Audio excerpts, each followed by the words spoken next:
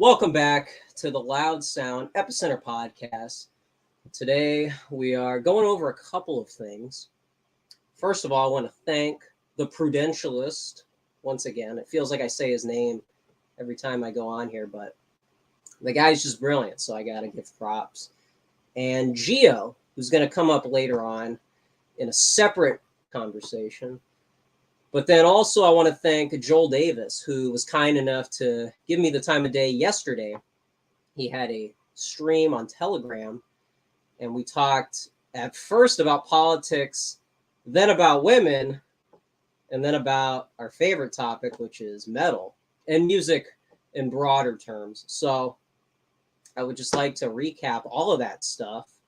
Also, I talked about a few things on Twitter that I'd like to address here. I saw Elvis once again by Baz Luhrmann, starring Austin Butler, and I got some more things I want to throw my hat in the ring again, because I think there's some stuff that I didn't tap into in the first review.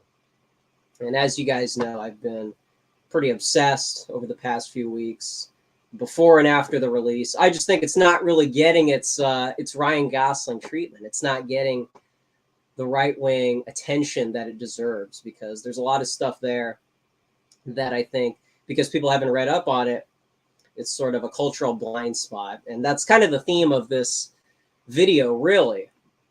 I was watching this one lady's video. I think it's Mina Law. It's an Asian woman, pretty young. All I remember about her bio was she's a gal who likes fashion and movies. So that's a citation, kind of. I want to give proper credit.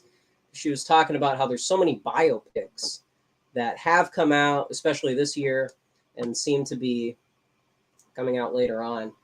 Starting with this Elvis movie, and then we're going to get some Marilyn Monroe eventually down the line, by the same director who made Killing Them Softly, the last on-screen performance of James Gandolfini. So I'm very interested. I'm not very interested in Marilyn Monroe, generally speaking, but I think there's something there that can be tapped into.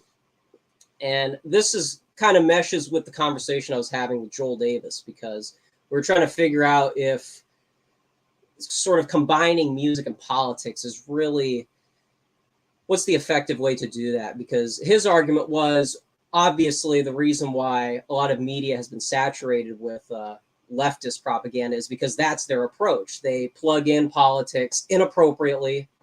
They have the politics be the first priority, and then the art aspect, art in quotes, doesn't seem to materialize because it's so focused on the former and not the latter. So I tried to kind of push back against Joel, because I do think politics is very useful. There was another caller, I forget his name, but he was very insightful. He was foreign. I think he's into soccer, which is kind of cringe. But anyway, that's not really the point. He was talking about the fact that right-wing politics really can be a tool in music. And so Gio's been talking about this a lot more in detail, a lot more academically. And so I'm not saying anything new, but I just like to say that Joel was really kind of taken aback by the fact that you got to be careful that you don't become the left when you're trying to kind of push a right-wing message for the sake of the message, because obviously the artistic merit is going to stand rather than the politics. The politics is always shifting. Like right now, the Overton window is all over the place. And so, I don't know. I was trying to come at it from a metal perspective. He's also into metal, which is pretty cool. He was trying to say how a band like Pantera has a lot of right-wing identity, but I don't think they're going into the studio with that intent per se. I think he said it's more incidental. It's kind of an afterthought. But then I was trying to say, there's a lot of metal bands he said Pantera. I just can't help but think that a lot of the music that I really gravitate towards does seem to have this right-wing disposition. And one thing that I brought up to Gio was Dave Mustaine is kind of the ultimate example of somebody who is clearly politically minded rather. And I just can't imagine like him in the studio making a secular record, so to speak. I'm not saying, I'm not saying it's all religiously motivated or it's all politically motivated, but especially right now, especially anyone who's paying attention to his recent stuff, I just can't imagine under different circumstances him making music not with that personality attached to it. So it's a complicated thing. I think it's a yin and a yang. There's a balance to it. I don't want this to turn into, what was it, the positive versus negative dichotomy. That, I feel like we're treading in that same direction, but I feel like the politics sometimes predates the music. And another point that Joel made was it kind of gets into the deeper question of what is politics. It's an authentic expression.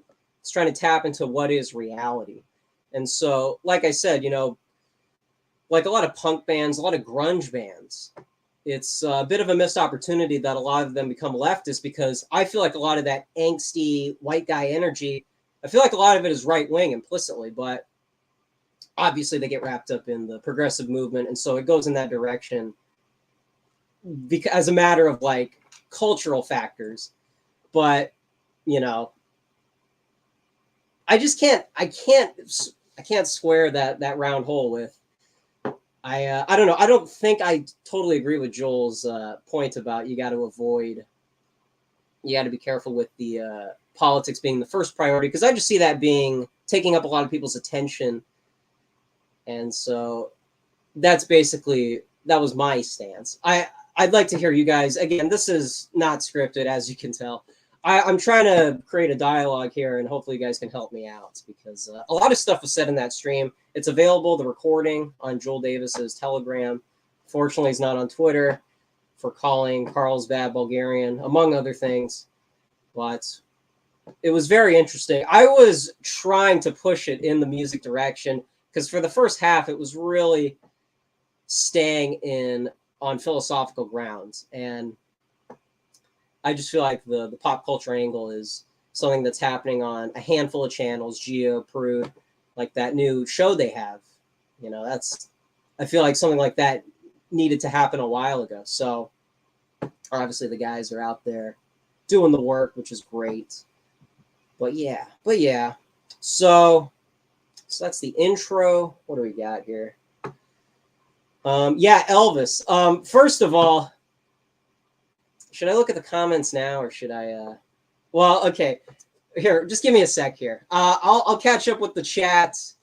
It's gonna be overwhelming, but first of all, my goodness. So I went to go see this movie with my family. So there's kind of more people there than I'm used to. That's not really me. I'm very introverted, and so all right. So I'm in the theater. I think the closest one to my house. I went over there. And the only seats that were available, I guess people see movies during the day. I'm sort of a night owl. That's when I would rather see a movie. I know that the midnight movie kind of has a reputation of its own. What is that guy? What's oh my goodness. Neil Byrne.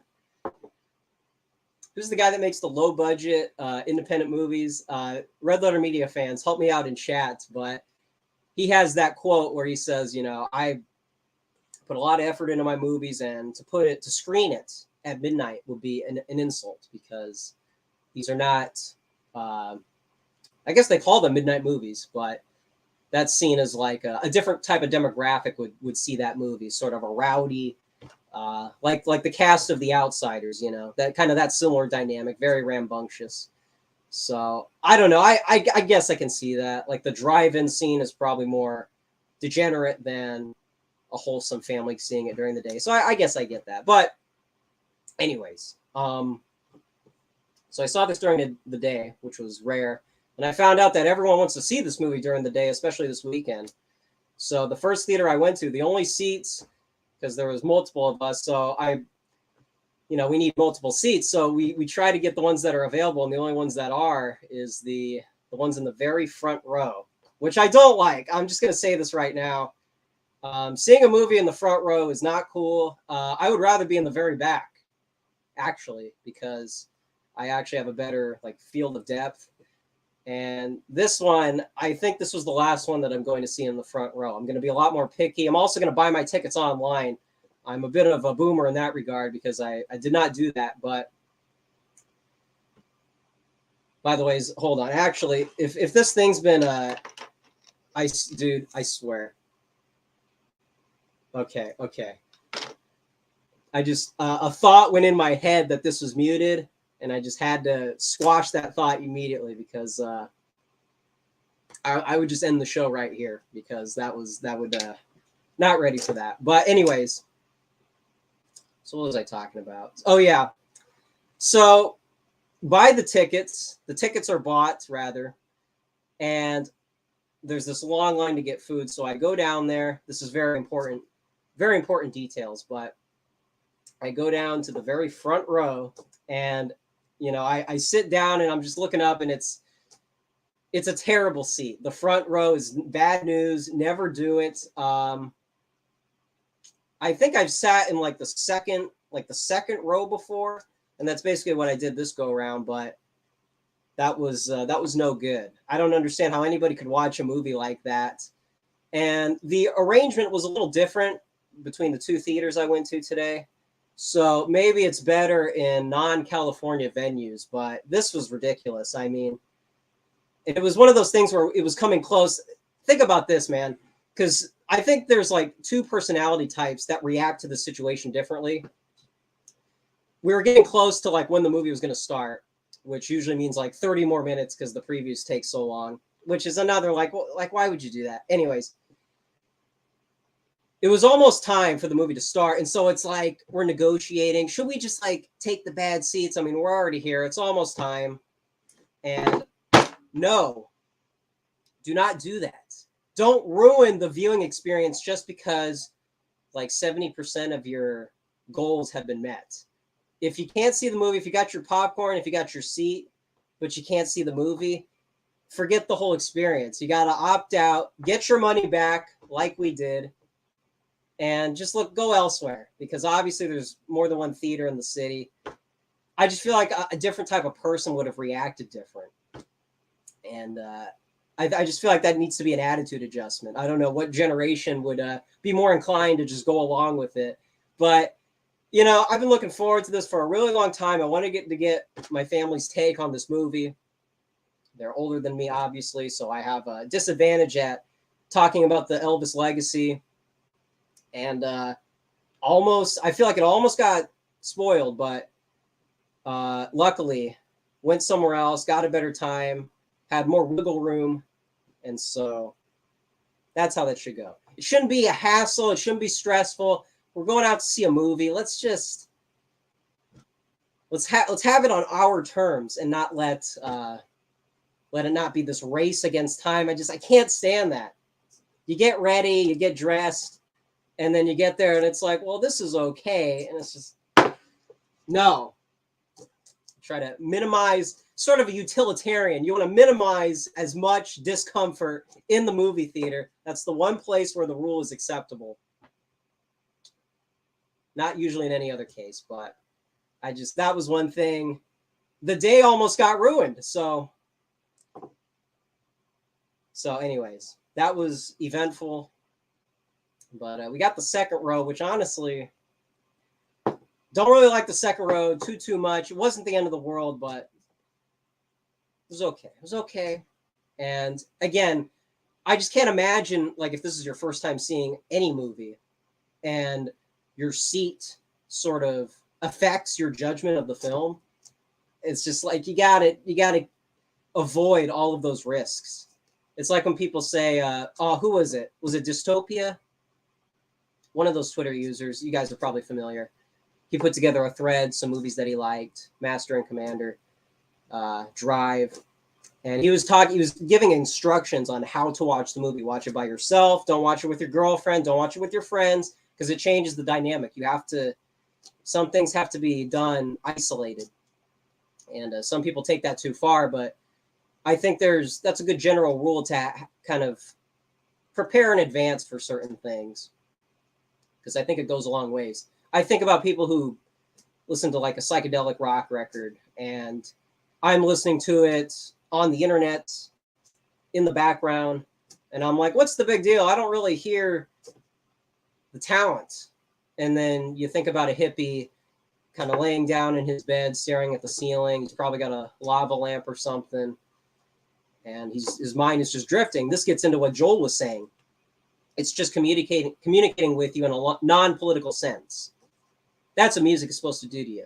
And so to talk about it in this mechanical way, and Joel was talking about how he doesn't like talking about music because it kind of defeats the purpose. Music isn't talking. Music is a sound. It's a non-talking sound.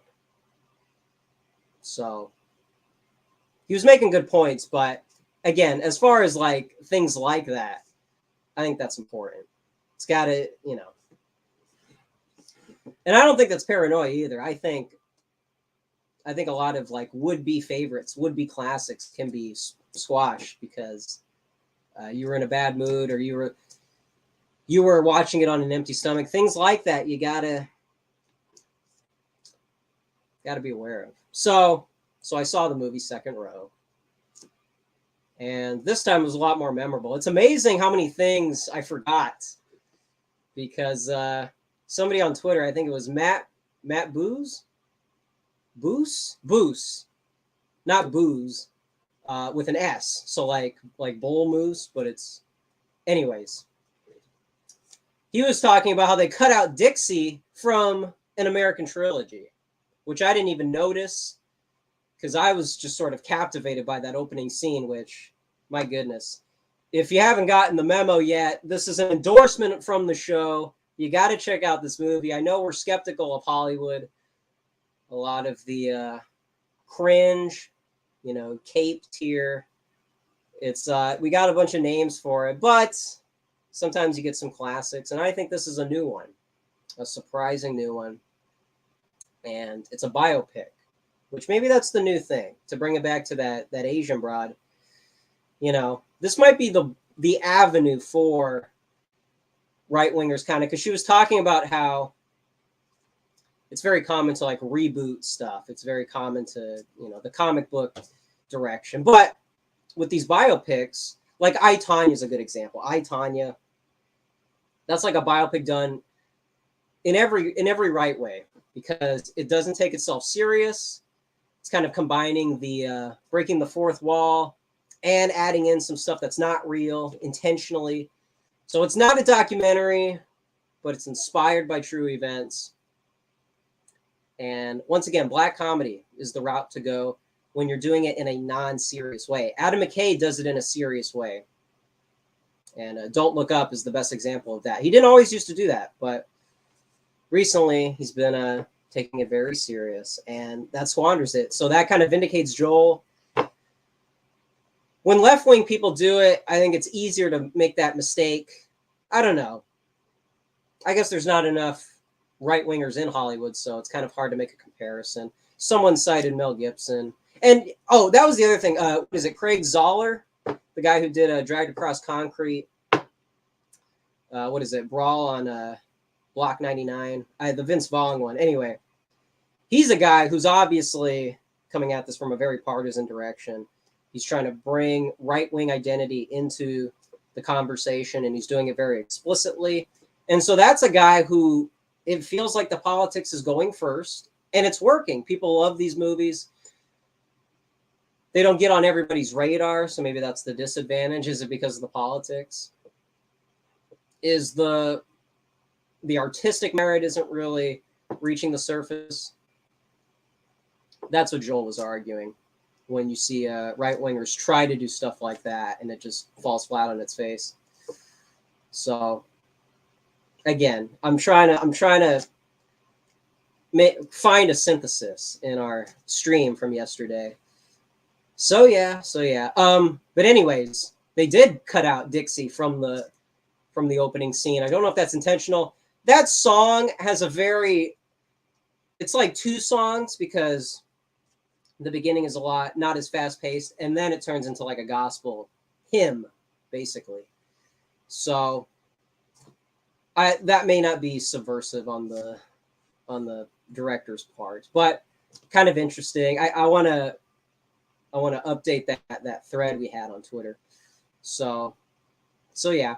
Also, we'll get right into the movie here with because I didn't really talk about Austin Butler at all. I was doing some more research today, and first of all, this guy is our guy, not in a political sense, but I want to sort of I want to find his deal up here. Give me a sec.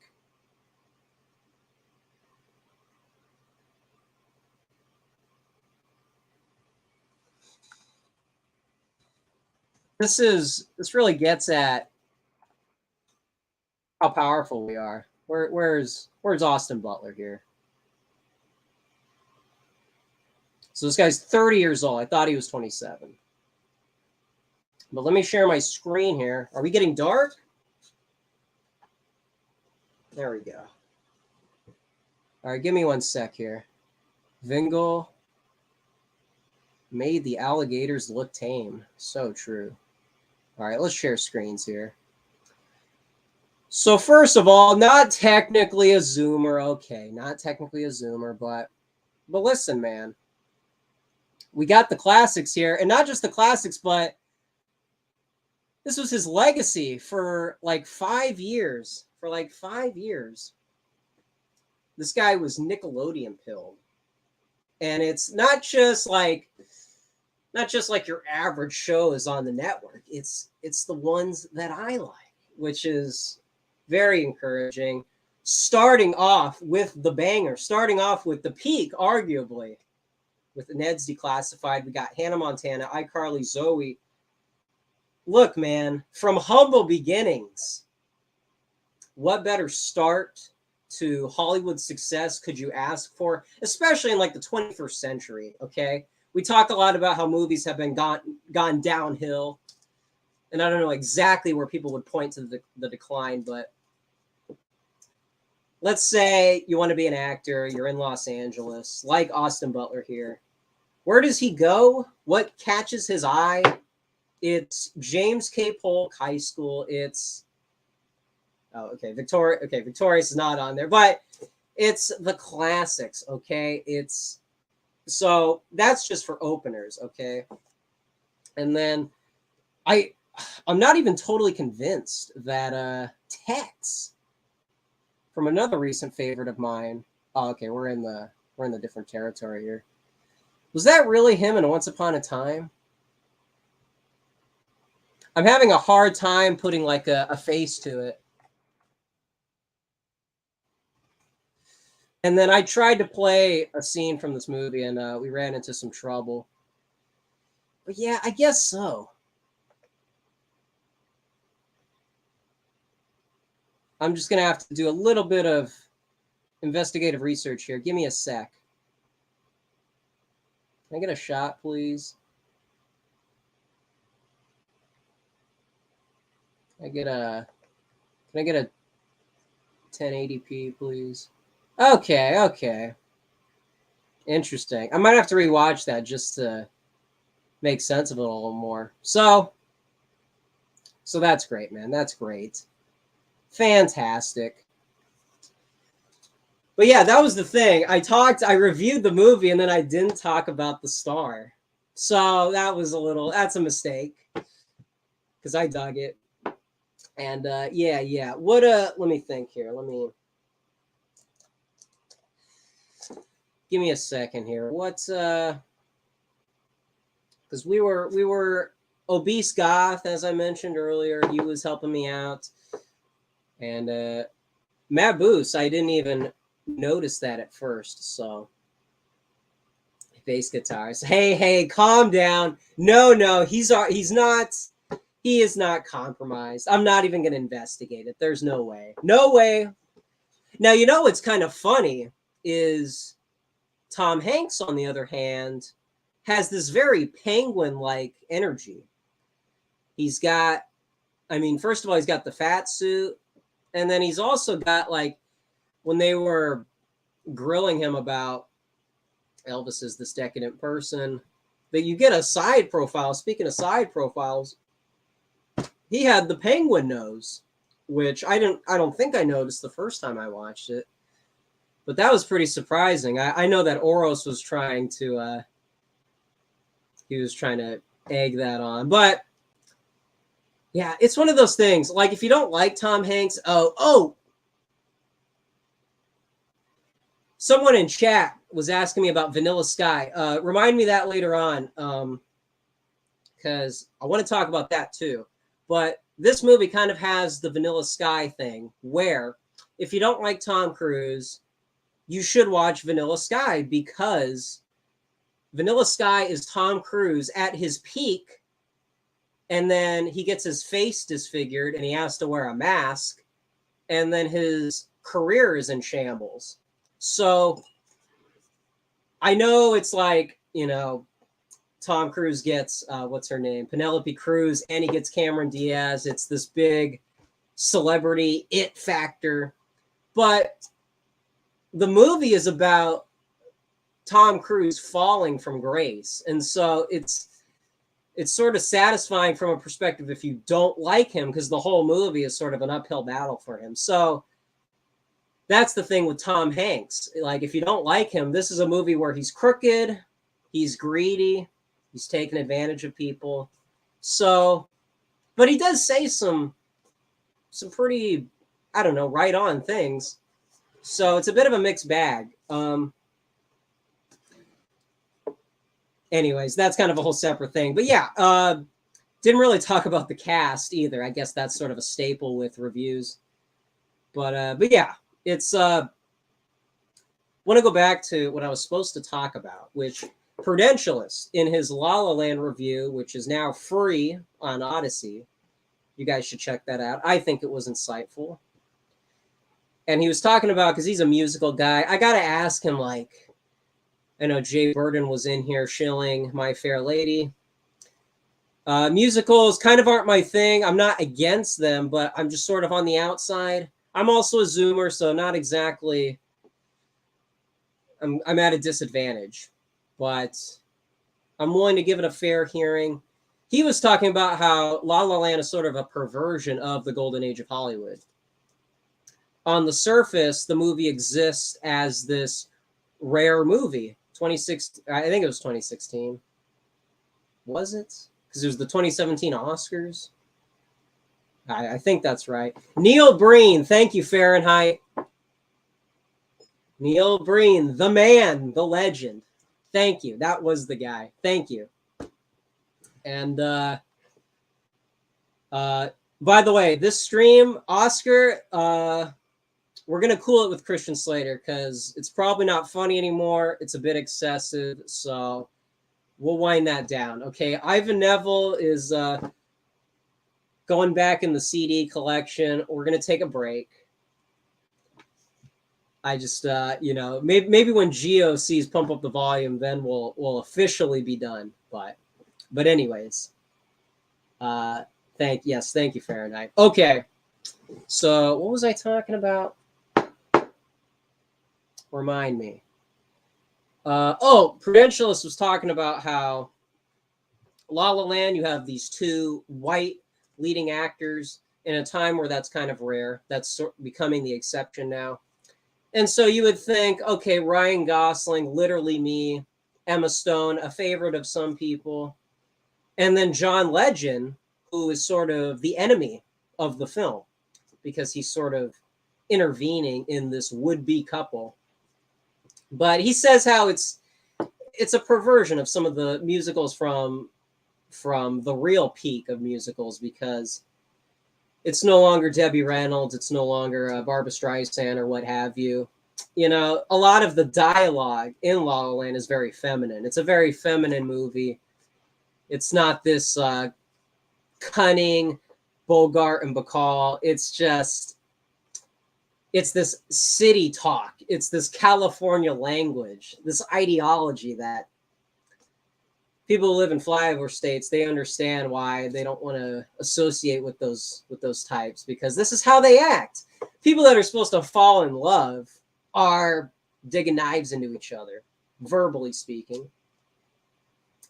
So he was disappointed, and I was caught off guard because I thought he loved the movie.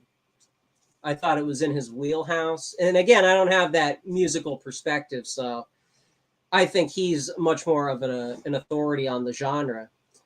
So again, that's just one of those things that, because I'm not privy to, it was an interesting review because I was expecting the take from the get-go.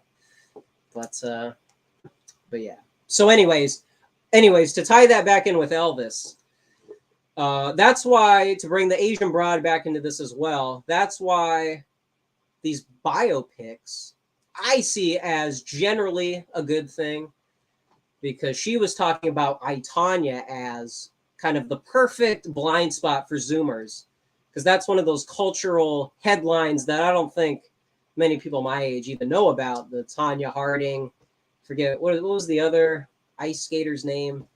But anyways, there was this assault, and it was for the ice skating Olympic competition.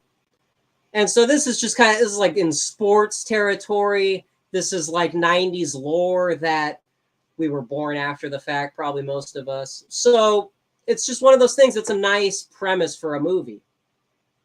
And Elvis is somebody who, as I said before, is the decentralizer of not just music, but pop culture in general. Took us out of, to cite the Oons Review article, Frank Sinatra versus the Boomers. It was something along those lines.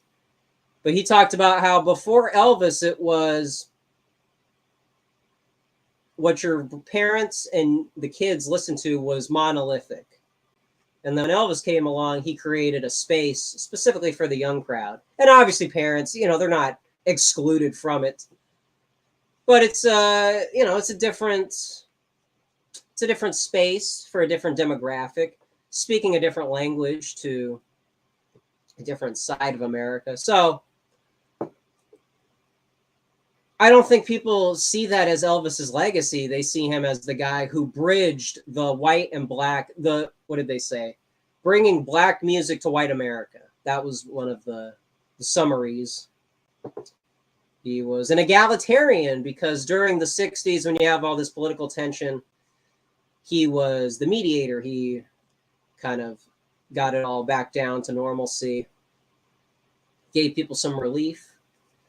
So people this is not an endorsement of either of those summaries, but that's how people typically view Elvis. And it's like, as somebody born in the digital age, I take it for granted somebody like Elvis, I am not to repeat the review, but I see him in sync with the historic American nation. He's a Christian. He's a mama's boy. He didn't really have a counterculture aspect outside of his dancing. And even that, I think he pushed back against, saying that, this isn't like a sexual thing. This isn't supposed to be an anti-American stance.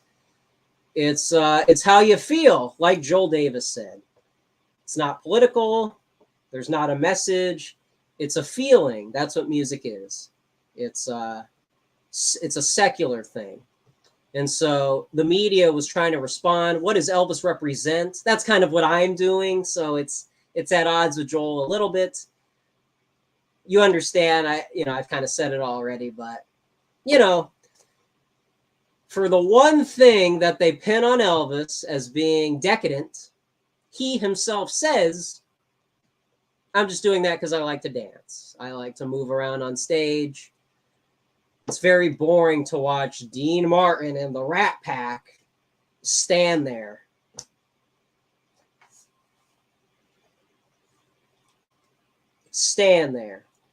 And surf rock, surf rock sounds like thrash metal in the 50s. And yet these guys are just like sitting on a stool like it's grunge. So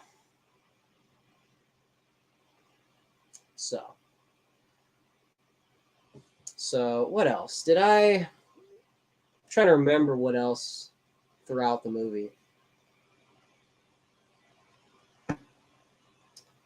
Let me catch up with these comments, because I can see we're already gonna have some trouble. Nancy Kerrigan, thank you. That was from Pouch. Hey, Pouch Respecter. I know who that is. Let's go. Let's go. Okay. Okay. Let's catch up. So yeah, we're winding down the Elvis hype a little bit, because I don't want to be a broken record. Literally, a broken record. So I just wanted to put a fork in it. And I'm sure there are some other things I'll remember, but also, like the whole thing with, with the biopics. This is, Elvis having a biopic. And, this woman, God bless her, but she was talking about how this Marilyn Monroe biopic is a good opportunity for women because people see Marilyn Monroe as this sort of a tragic Shakespearean figure. And maybe we should look at her the same way we saw Tonya Harding, because Tonya Harding had similar treatment, very negative, and yet she could be framed as the underdog. I think she's saying that we could apply the same standard to Marilyn Monroe. Although I think Marilyn Monroe and Elvis are kind of in the same category. They have a lot of this potential, and then you have like that latter half of their career that could have been better. So that's the complicated legacy of Elvis. I was in a group chat and someone was saying, wasn't Elvis a drug addict? Do we really want to appropriate him? And, I admit it's complicated, it's nuanced. But I think if you really want to go hard on the Elvis shilling, you should do it for the 50s era, because there is that distinct difference. I think a lot of Zoomers want to have like one label to sum up a lot of celebrities. And with these biopics, we can introduce that nuance and, kind of show you how many right-wing heroes are out there. People like Clint Eastwood, maybe not so much anymore, but like the John Wayne, some of the underrated. There was that one movie with Miles Teller about the Godfather script. It's a movie about the script of the Godfather, not even, obviously there's other things happening, but stuff like that. People, like this woman was saying it's kind of cheap. It's a pseudo documentary. It's a dramatized documentary. It's a documentary without the authenticity. That's the claim. But I see it as a celebration. I'm not a big fan of like those Steve Jobs movies. I mean, one of them. But I can imagine, like, if you remember, there was criticism because one of them was very negative on Steve Jobs. And people, I remember somebody said, I'm going to this movie to celebrate the Steve Jobs legacy. And when you just kind of throw in that nasty stuff, it's a bit counterproductive. And it's sort of complicated because biopics are obviously not a new thing. The first one that comes to my mind is Nixon. Hey, first one that comes to my mind. Hello. Whoops. Oh, no. Whoops. So this was a movie that, and let's just throw JFK in there too. JFK, that was controversial, and it kind of presented all of. We were supposed to look at the comments. Apologies, but we'll get to it. We'll get to it. JFK kind of shifted Oliver Stone's career because people used to look at him as this Berkeley liberal. He would give the left of the 60s a positive spin. And then JFK comes out and he makes a pretty strong claim against the Lyndon Johnson admin. And people said, whoa, whoa, whoa, I thought we could trust you. I thought you were our liberal. And he had to back off and say, look, I'm not claiming to be a journalist. I'm just a director. I'm just here for artistic stuff. And I think when that Edward Snowden movie came out, that was another similar thing. There's that famous Stephen Colbert interview where, because obviously Snowden was kind of, I think this is around the time the Putin tapes he did. And so he was they're taking him to task about, hey, listen, man, you're supposed to go along with the narrative and you're presenting this nuanced take that's not very productive for the gay, GAE, that is, for Susan's sake. And he's like, look, I'm not here. I'm just making a movie, and, no funny stuff here. And so biopics have always, well, maybe not always, but they tend to be riding that line where there's some controversy attached to them. So I'm not going into this Elvis movie believing everything it did. The 68 comeback depiction, to give one example, that I don't think that's exactly how that went down, but it makes for a good scene, a good sequence. So I'm not going to say, hey, as Mr. Elvis expert, you really got to calm down with the fiction, buddy. No, it's a movie. It's fun. If they're going to play around with some of the events, I'll go watch an Elvis documentary. I'll find a book that can help me out. So that's kind of, it was an interesting video. This what did I say her name? Mia. She I see the biopics as potential. I don't see it as Hollywood disrespecting dead people. I see it as the opposite. We can, there was a Huey Long movie with Sean Penn. Does anybody even know about that? So again, I think a positive direction that I see Hollywood taking advantage of. So anyways, Back Row Gang, I'm thinking we're back. Yeah, Back Row is the way to go, man. I can see everything. Look, it's not like a concert. Like the concert, you want to be in the front row, you want to be in the middle. Back Row is like, I remember we almost got kicked out of, what were we even watching? This was back in high school. Back Row, you could, anyways, we got to catch up here. Got to catch up.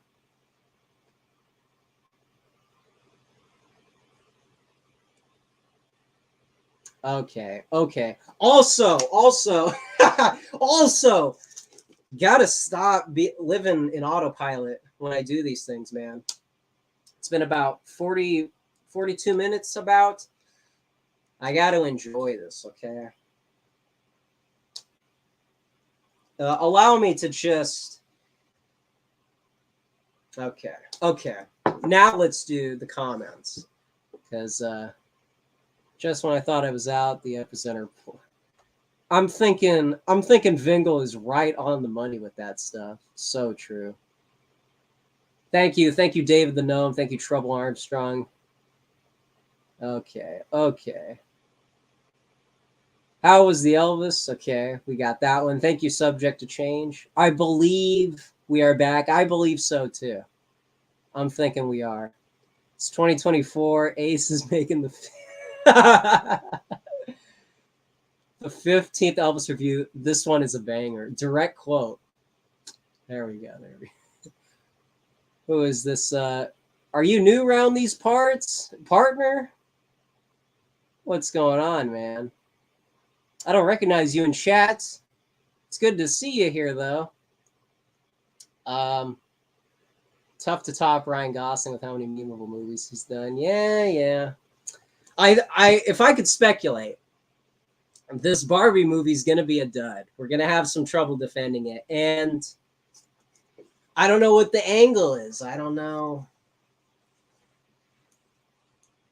People got to be careful. I just don't think... I think the winning streak is reaching its limit. And like Prude said, maybe the La La Land was a red flag. So maybe this has been a long way coming.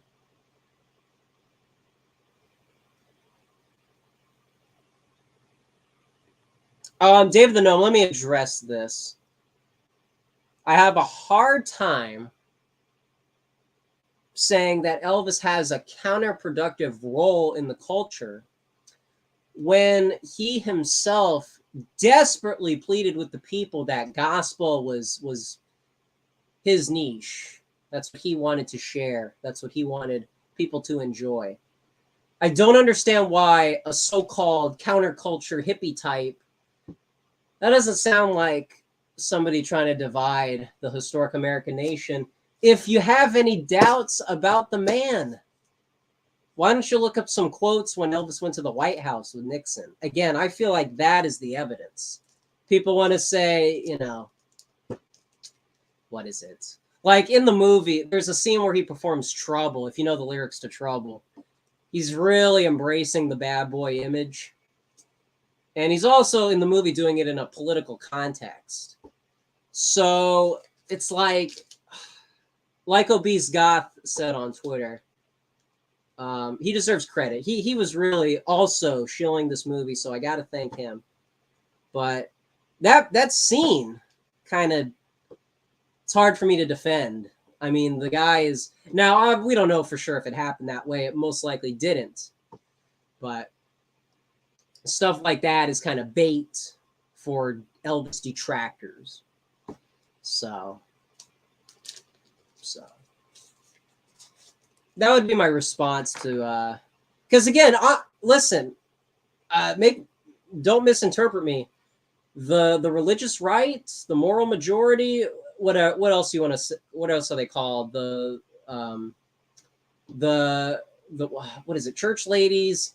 What else did they say? But I mean, I don't like that. The Bible thumper. Like that's like a derogatory term.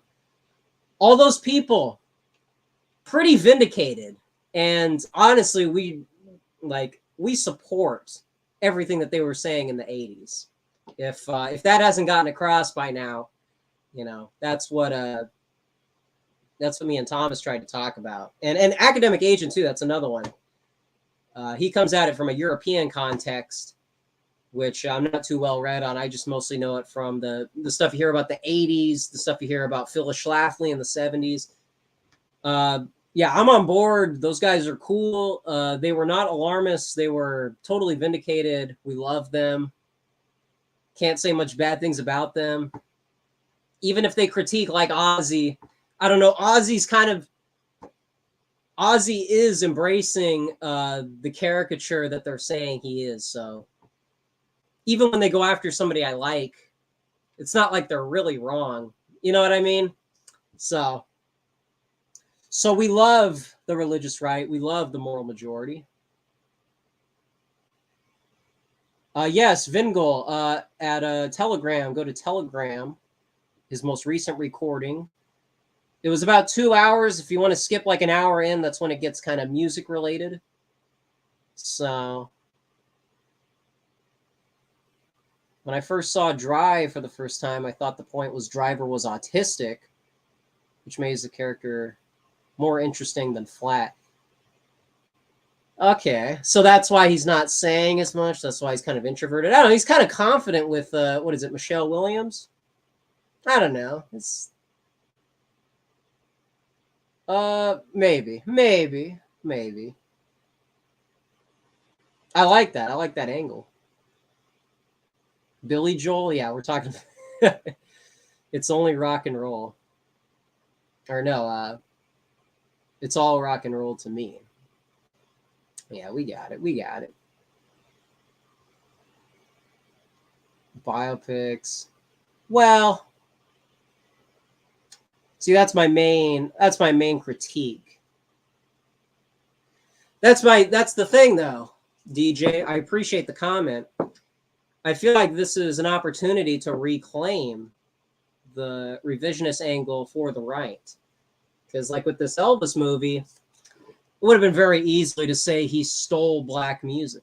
It would have been very easy to say, I mean, they even kind of frame him as an egalitarian. But, they're just like, hey, look, there's black people making music. There's white guys making it mainstream.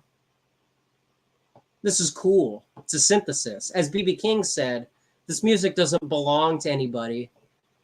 It's just, whatever you can do to get it to people, that's what's important.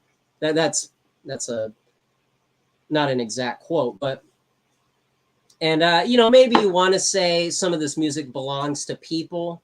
Like Joel was talking about how the way people treat the Beatles in the area where they were from. I mean, it's very hard to argue that, that it is a British thing. It is their thing. And so I understand the critique against Elvis, but again, it's I think he wears his influences on his sleeve. I don't think it's nefarious. So like with biopics, again, like I said, it's obviously been done in a counterproductive way, like how I, Tanya, is trying to frame Tanya Harding as the underdog, which may not be totally true. And Marilyn Monroe can be framed as like this dashing starlet who should be seen as like a victim, But that goes the other way too. If you can find, if you can make a biopic about someone who's a little under the radar, and because he's under the radar, people haven't ruined his legacy yet. Some people in the art right, as Gio calls it, somebody like that can be very effective. So, but we're fighting an uphill battle, DJ. I hear you.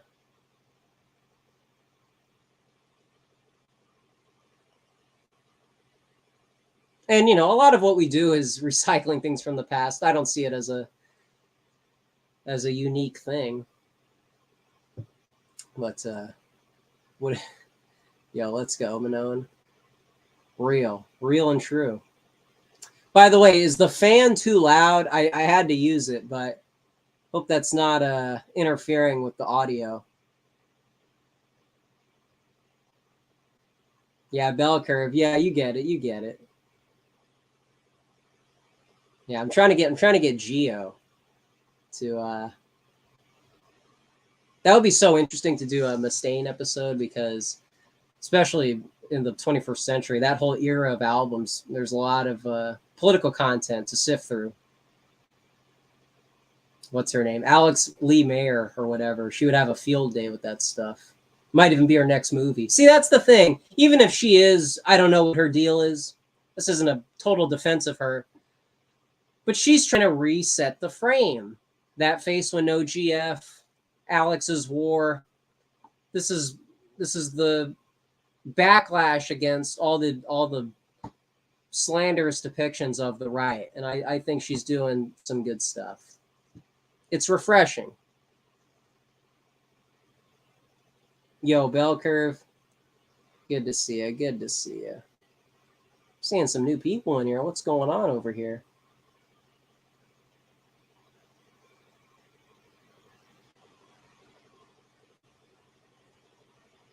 Yes, exactly, Oscar.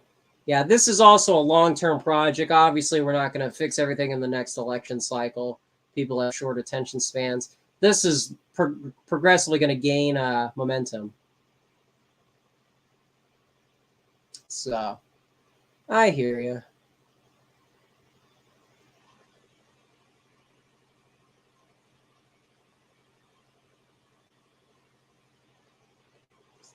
All right, all right. Yo, we got some Zoomer hipster. Is that directed at me? Yeah, I guess we're trying to like reappropriate kind of like a right-wing Vice. Not like Vice, like not Vice, but the Vice Media, sort of a counter to that. But you ever been to a drive-in? I have been to a drive-in. Thank you, bass guitarist. Yeah, those are cozy, man. That's a bygone era. By the way, unfortunately,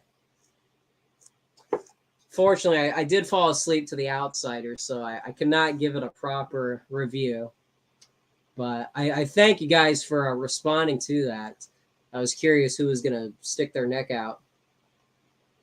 But we'll get to that. We'll get to that eventually.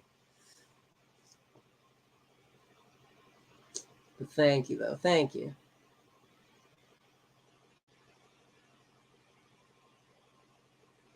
All right. What else we got? Tricky who?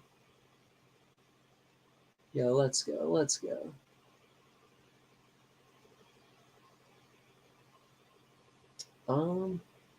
Yo, Danielle. Okay. Should I?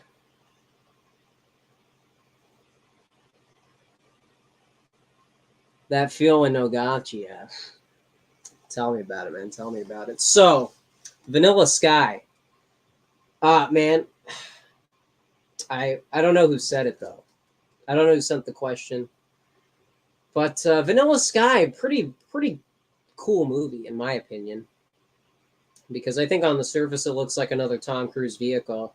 This is a movie that has Kurt Russell in it, so I don't want to hear any slander. Even if Escape from L.A., people have this wrong assumption that that's like a bad movie, which is incorrect. But anything with Kurt Russell in it, you got to give a fair hearing. So just for that reason alone, Vanilla Sky is pretty interesting. I think what people don't like is the romance factor. It's Tom Cruise with two chicks. It's a bit on the nose, kind of edging into the celebrity factor a little too much. But it is interesting, the whole twist at the end. And it's also a bit of a sci-fi. It's set, I don't know what the time period is, but it's like Minority Report. It's like a sometime in the future, and they've in order to see concerts from the past, this kind of is like the biopic thing. They're creating holograms for dead musicians, so you can still see them perform. Like in the movie, they're in someone's party. I think of Tom Cruise's either his mansion or his business building. There's there's all these old, like people from the early 20th century or mid, performing in a hologram, and so there's a lot of like cool little sci-fi stuff like that because it's in the future. But it's hard to like get into that movie without spoiling. But basically, Tom Cruise is trying to sort of fix something, and Kurt Russell is sort of well, let's just say like it's kind of like the Matrix, where there's this not well, I mean, not totally like the Matrix. It's like a time travel type film. It's like Time Machine with Guy Pearce. It's kind of like that premise, but something again. I don't know how to explain this without giving it away. I do like the film. It's pretty interesting. Cameron Crowe's kind of hit or miss for me because I like Almost Famous, but besides that, he's more of a rom-com guy. He likes those spontaneous moments with the lead and the co-star. There's some cool like golden age Hollywood stuff where you can have stuff like that. Bogart and Bacall, Veronica Lake, but Katharine Hepburn. But I don't know if it really works with some of these like 20th, first century, like what Prude was saying about La La Land. You can't have this like spark, this chemistry with with these two people that are relatively recent actors. It's just different. You can't LARP with it either. It's not too authentic. You got to have people with real roots, and a lot of people today are sort of lacking on that front. So that's whoever maybe you're in chat right now, but whoever asked about Vanilla Sky, I didn't get to that in one of those videos, but yeah. So yeah. What is that? Oh, the Brian E. We're digging it. Oh, are we talking about let me guess. We're talking about Avatar? If I just see people talk, it's gonna come out in 10 years, whenever that's released. What are we talking about here?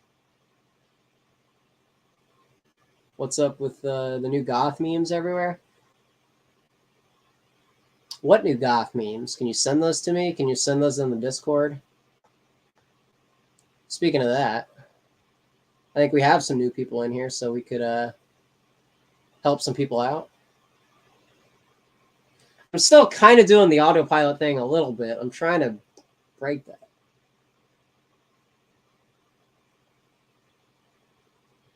Oh, I just remembered something about the Elvis movie. Let me get the... Oh, I'm going to have to do this. Okay, give me a sec.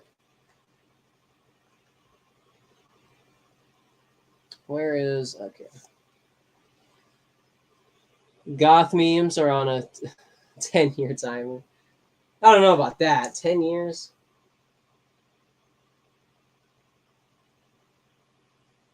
Okay, give me a sec here. We're going to update the Discord link so that we can share the wealth.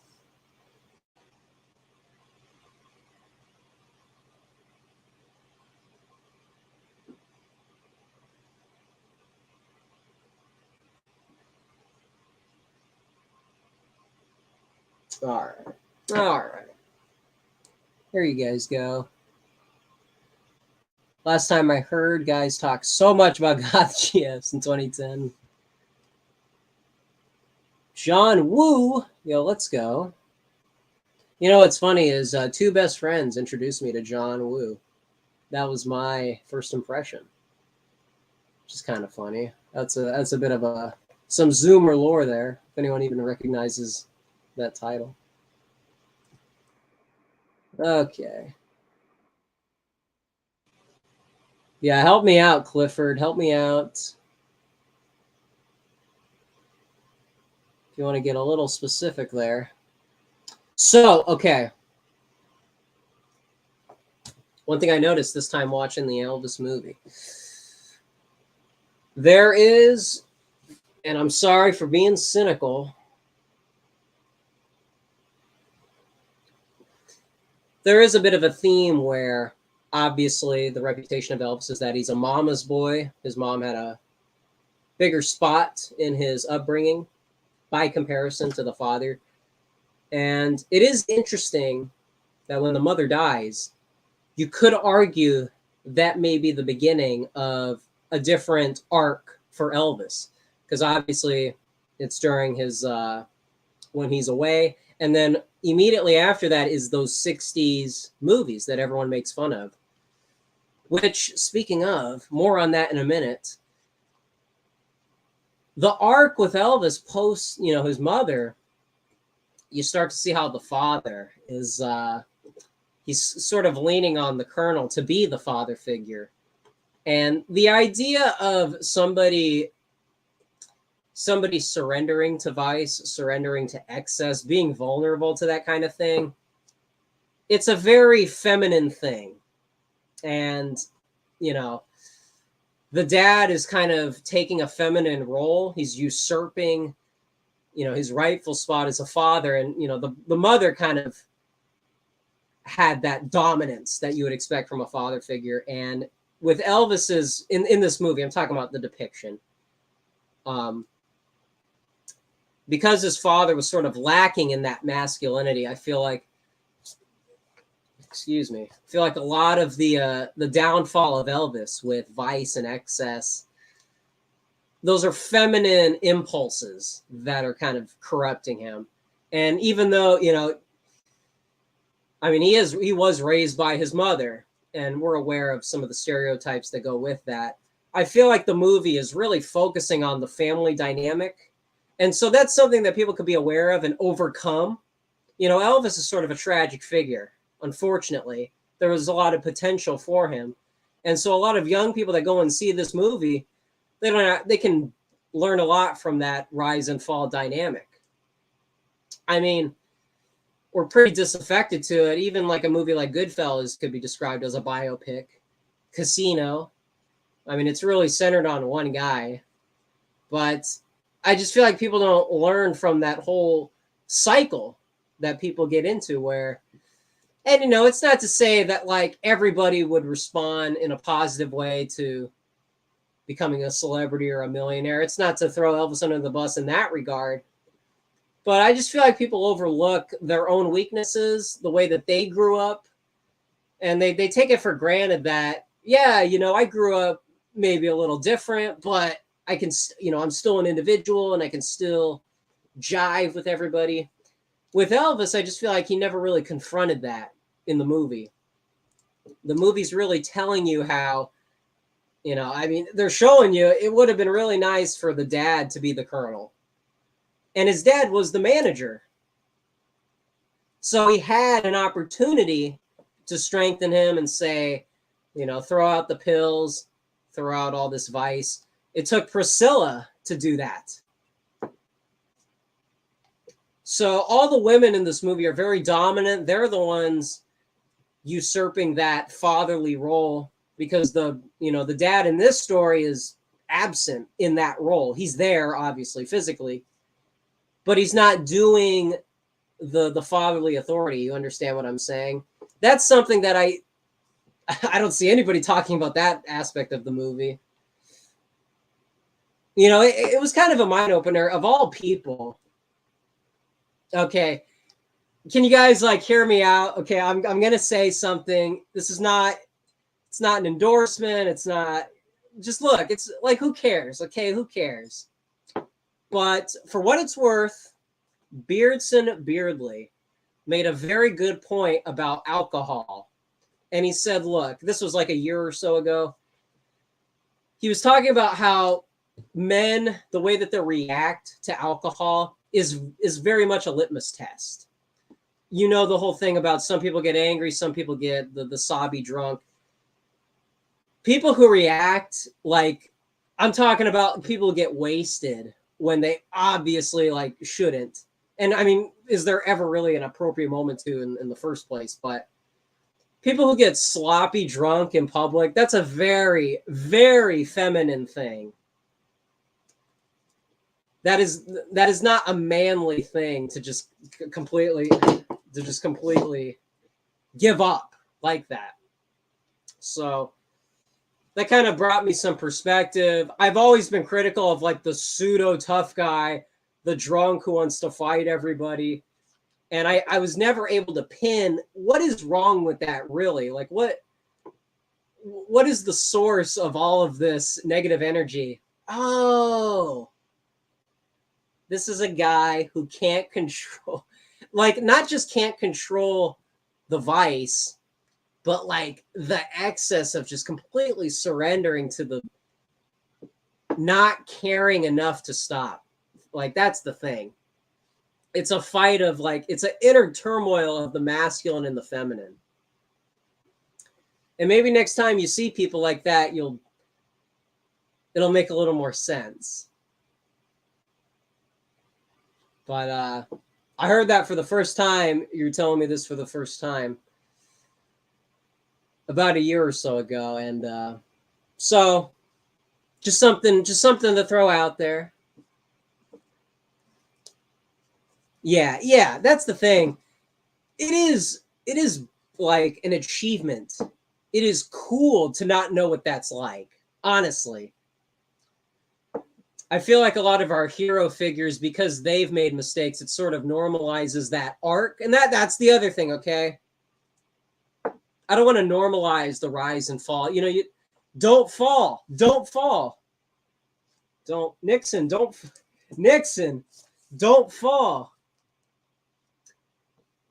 Don't be Robert De Niro, who lets Nicky, ruin his operation. Don't make that mistake. It's a cool theatrical thing. It's a cool thing to watch. Don't act like it's literally me. Don't do the downfall part. We're writing that out of the script for our sakes. So that's that. Okay.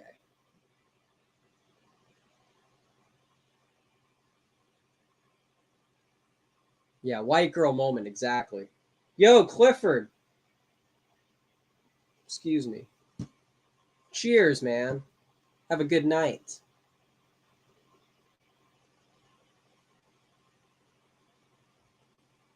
All right.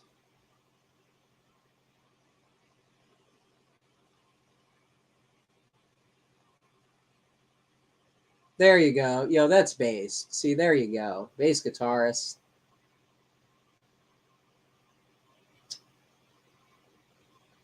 That is the stance. Easily.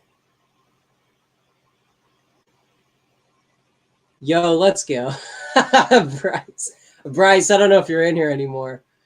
That's pretty funny. Yo, I'm thinking we're back. What's in the mug?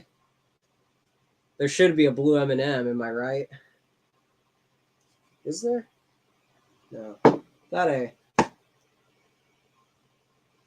That would be funny though. But yeah. So yeah.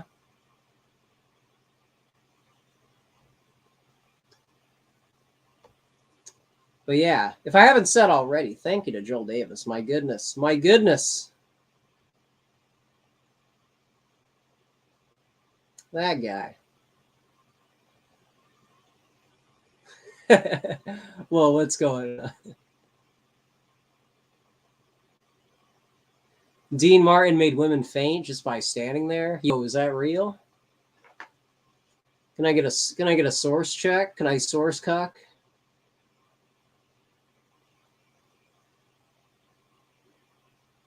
The Kate Bush album. What Kate Bush album?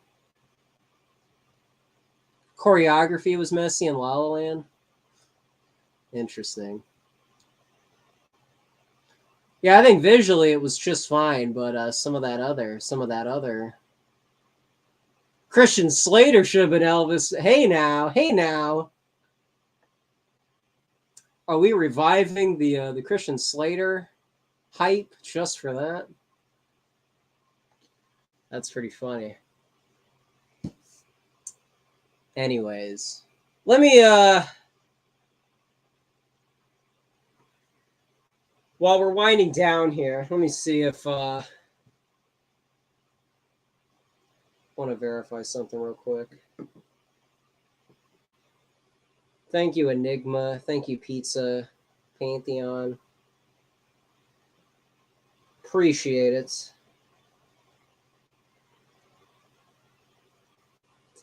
Let me see.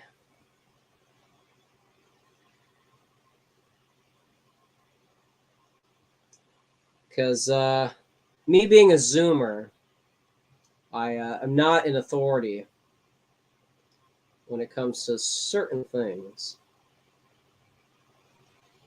And I'm just curious.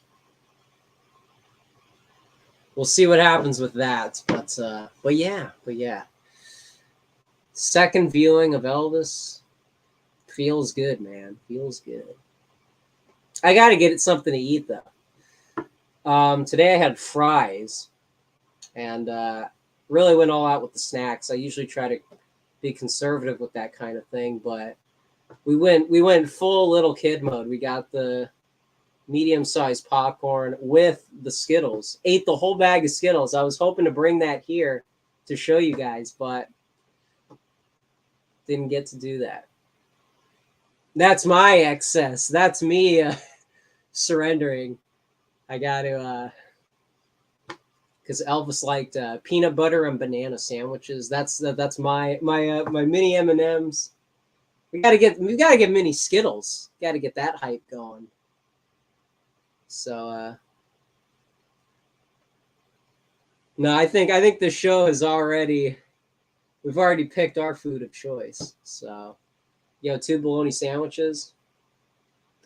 I'm thinking we're bologna pilled. I'm thinking we're what brand of bologna, I must ask. Ketchup and pancakes? Ketchup on pancakes? Is that am I misreading that? Help me out here. Surely you're not talking about. Surely we're not combining those two things. I don't know. There's a lot of bias. There's a lot of gaslighting about mustard. People got a big problem with mustard. You got to ask. We've already done this before, but because we got those little packets in the restaurant. But you got to ask for it now. It's a big hassle. I don't know what's going on. Yeah, King Sports Cow, we're still streaming. Oh, this is the guy I asked you a million times what your name was, how to pronounce. Yeah.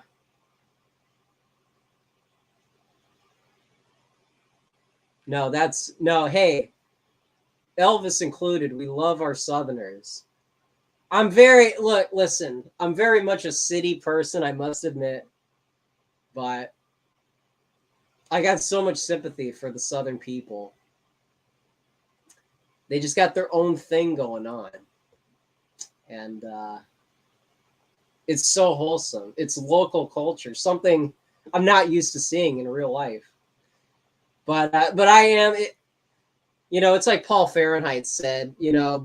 Even being like me, being in the South would be kind of like corrupting it because it's not my place. I didn't make that culture, so I respect all the Southerners that can rightful inheritance to bass guitarist Elvis Presley.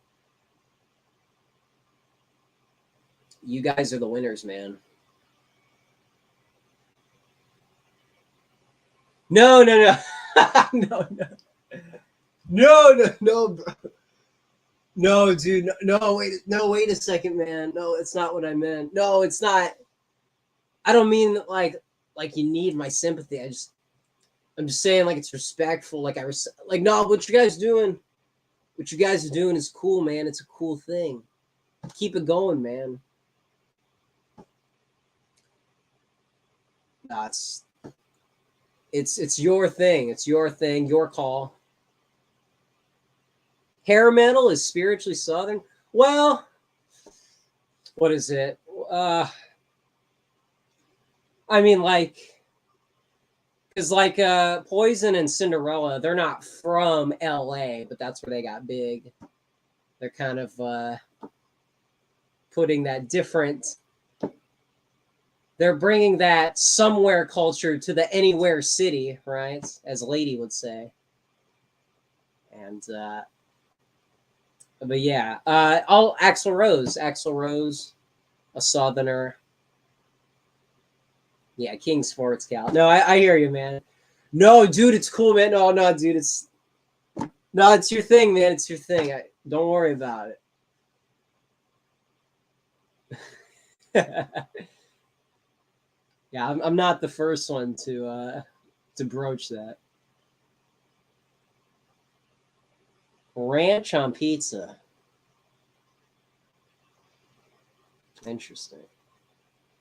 You live in the jungle, baby. Yeah, hey man, this is where the hair metal thrives. This is where this is where the hair grows.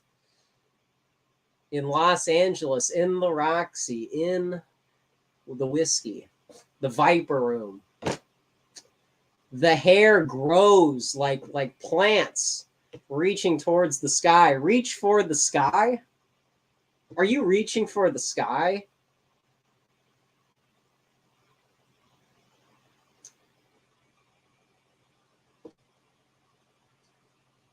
It is ironic, People say LA, the big city, this is where local culture goes to die.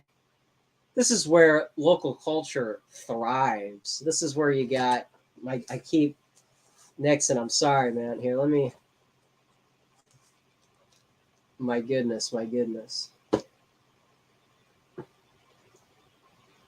This is where Shrapnel Records' identity is found. Okay, that's a pretty cringe thing that people say. Finding yourself. Sammy Agag had a great rant about it. You gotta find yourself.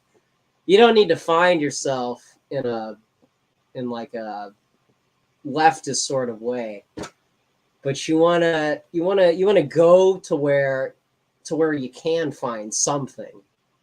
And Los Angeles, 1988, when Penelope Spheres is looking for all these dregs, you're gonna find something, but you got to be careful.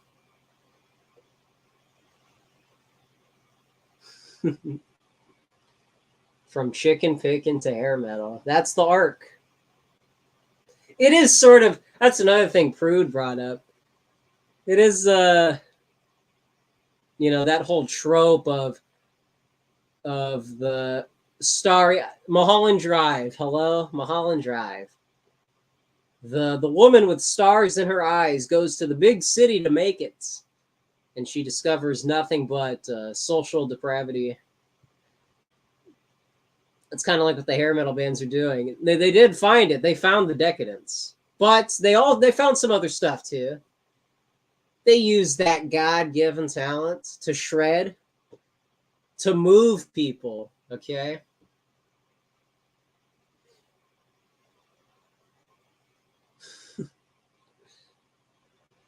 When Jim Morrison gets banned from the whiskey, they're trying to squash that spirit. They're trying to squash it. That is like because like the hippies are flower children, flowers in their hair. They just want to grow, man. They just want to they want to organically grow, and you got all this. Nah, the analogy doesn't really work because those folk rockers, man. You can't really do that. You can't spin that in our favor. It's messy, man. I got to talk to Paul Fahrenheit about that. California is such a hodgepodge. It's it's got some of the early based Hollywood. It's also got the cringe Hollywood, the subversive Hollywood. You got the worst people, one of the worst people in the world, hippies and valley girls. But you got the surfers, you got the skaters. It's all over the place. So to stay on topic, there's a lot of room for like right-wing dissident perspective on California, because you can't just say it's a blue state that Cowboy Ronnie neglected.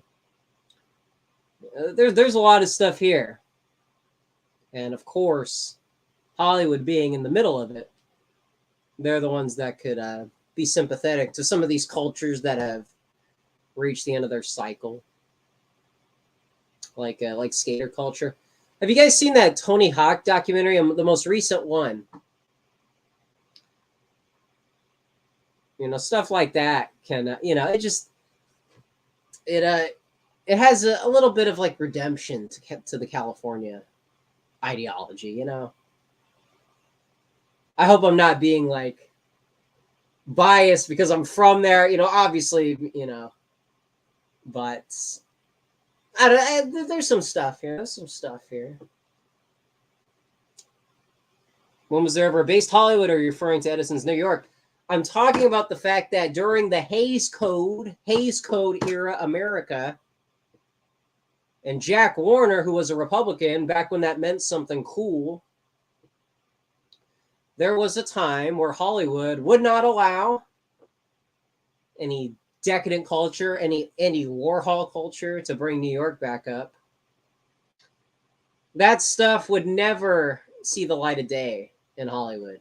There was appropriate gatekeeping.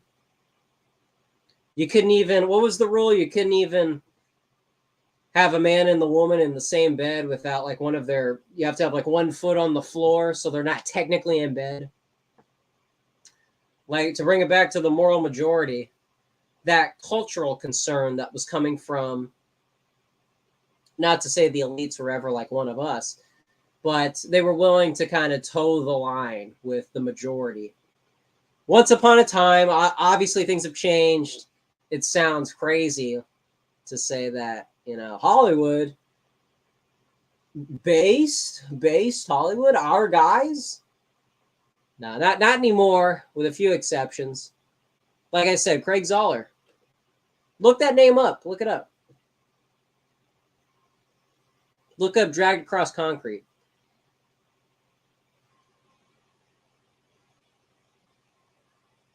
Yo, hair check? Metal cred going up. Dude, bass guitarist coin increasing. I'm jealous, man. I'm jealous. I had to clean it up a little bit. It was, you know how it goes. Sometimes I want to go full, like, Jim Dandy. I want to go Molly Hatchet mode, but Skinnerd mode. But again, I'm not a Southerner, so I can't really pull it off entirely.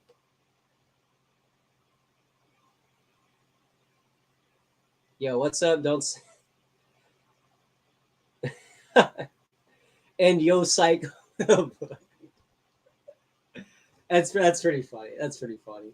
Nah, man. Z Boys. Hello, Z Boys. Check. Lords of Dogtown. That's pretty cool stuff, man. Hey, well, you can't see it. Is this gonna be hey, look who we got up here. Yo, bass check. Yo, bass department. We do a little Bam Margera shilling. Yeah. No, the skater culture, man. That was my introduction to a lot of music, flash animation. It was a cool little subculture with. There was some hippie stuff in there. A lot of the hippie culture overlaps in a cringe way, but that kind of punk rock attitude is pretty cool. Well, I mean, maybe I'm giving you guys a little too much credit, but I associate the really long hair, like the Ted Nugent, but back in the day, Ted Nugent. The pants going past like all the way up, like almost to your knees. I consider that a very southern thing. Those are the guys that I think pull it off the best. Like Greg Allman, those tend to be the guys that I think like have a real cowboy look. They're literally cowboys of their time period. Han Pritchard, I'm talking about like the old right, like the Strom Thurmond Republicans. You understand what I'm saying? Like Lee Atwater Republican. It's very. There was a time. There was a time. Yo, Charlemagne. Charlemagne and chat. Can we get some O slashes for Charlemagne and chat, please? Give this guy, if you would like, if you would like to throw some support. I love this man. Just got yo IRL Jay Burden in chat, or IRL Jay Burden. That's pretty slick, man. We love Jay Burden. This guy, check this out. Check this out. This guy, this animal, he butt dials me, and he was clearly at like somebody's house. I can hear all the commotion, and he's talking to a friend of his. Maybe it's you. Honestly, this was like not too long ago. This was this week, and it might have been Friday, Thursday. My memory's a bit off. I'm gonna say Thursday. Oh, okay. Dude, that is what is going on with this man. I mean, here's the thing. It's not like not that it matters, but like you could, if you like secretly record me behind my back, if you a hot mic Mel Gibson moment, you're not going to hear a lot of crazy stuff. I don't think. I talk about a lot of like random stuff, but this guy, he butt dials me for 15 minutes, random part of the day. I think it was like morning. And of all the things in the world to talk about, the guy's talking about Jews. Jay Burden, my guy. It's just it was so keck. The fact, like hearing that again, maybe it's a little cringe on my part because I was like listening in, which is like kind of a wrong thing to do. People have a right to privacy, but I trust all of my friends. I don't. I wouldn't feel embarrassed if somebody heard like my private conversations. I don't think I say anything that bad, to tell you the truth. But I just thought that was so funny, and he was talking about. I remember he specifically said, "Yeah, I went through the C. Michael Jones book, which I think he's referring to Libido Dominandi," and he's like, "Yeah, the guy he's pretty confident in the one source that it all goes back to," and he was like, "Yeah," and I just thought that was so funny, the fact. Like, could have been you can literally talk about a million different things. And that was so on point. Mel Gibson moment. Charlemagne is Drive 2011 in parentheses. That is true. Oh man. That was amazing, man. Amazing. We love Jay Burden. I'm gonna meet this guy someday. I think our personalities mesh pretty well. It's we're on the same wavelength, and maybe some of the others too. I don't know yet because I haven't been going to any events. So we'll see. We'll see what happens with that. Uncut audio, you say? Yo, let's go. Talking to yourself. Let's go. You'll be my entertainment. Yo, yeah, no problem. Yo, all right. Yo, audio format. Let's go. But yeah, hey, well, since Charlemagne's listening, I wanted to cover this thing because he's older than me, so he has more life experience. He has more room to talk on this. But I just want to throw this out there. What I was saying earlier. Sorry if this is repetitive, but I was talking about the Elvis movie, which everybody in the world should go see. I was talking about how everybody knows he's a mama's boy. His father didn't have the masculine role in his family. It was his mother. His mother was the driving point, the influence, his support system. And so that's cool. You know, his mother is kind of helping him during his vulnerable moments. But when she dies, it was time for the father to pick up the slack and, you know, redeem himself. The mother's been carrying all the weight. Hey, let's share the responsibility. Mr. Presley, are you ready to take up the role as the father? And he fails. He leans on Colonel, his manager.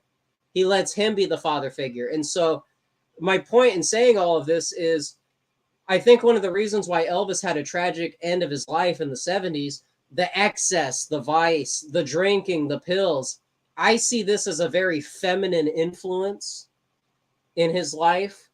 The fact, you know, a person getting drunk, maybe, you know, some of the millennials can help me out here because I imagine they're more familiar with alcohol than Zoomers. Alcohol, getting like wasted, getting sloppy drunk, you see a lot of men do that, and so it comes across as like this masculine thing. Oh, that's what boys being boys. Hey, just getting a little rough around the edges here. It's called being really cringe and losing control. I see that as a very feminine thing. This is what women do when they drink. They get sloppy. They don't know how to control it. There's no discipline. You know, discipline is a masculine thing. Control is a very masculine thing. And so with this Elvis movie, people are like, what the freaking heck? Why did he get so surrender himself when you know what was driving all his bad influences? Well, he's surrounded by women. He's surrounded by Priscilla. He's, you know, his mother was a big voice in his ear. And that's cool when the times are good, don't get me wrong. But I just feel like people don't talk about the fact that getting drunk is a very female thing in one regard. And the thing about the Elvis movie is this movie really makes his dad look bad. And maybe, again, I'm not trying to get into people's personal lives and say like, yeah, this explains away everything. But I feel like a lot of Zoomers, because they're usually the children of divorce, they don't have a strong family structure. I'm not saying that has to be the way it is. With Elvis, it was.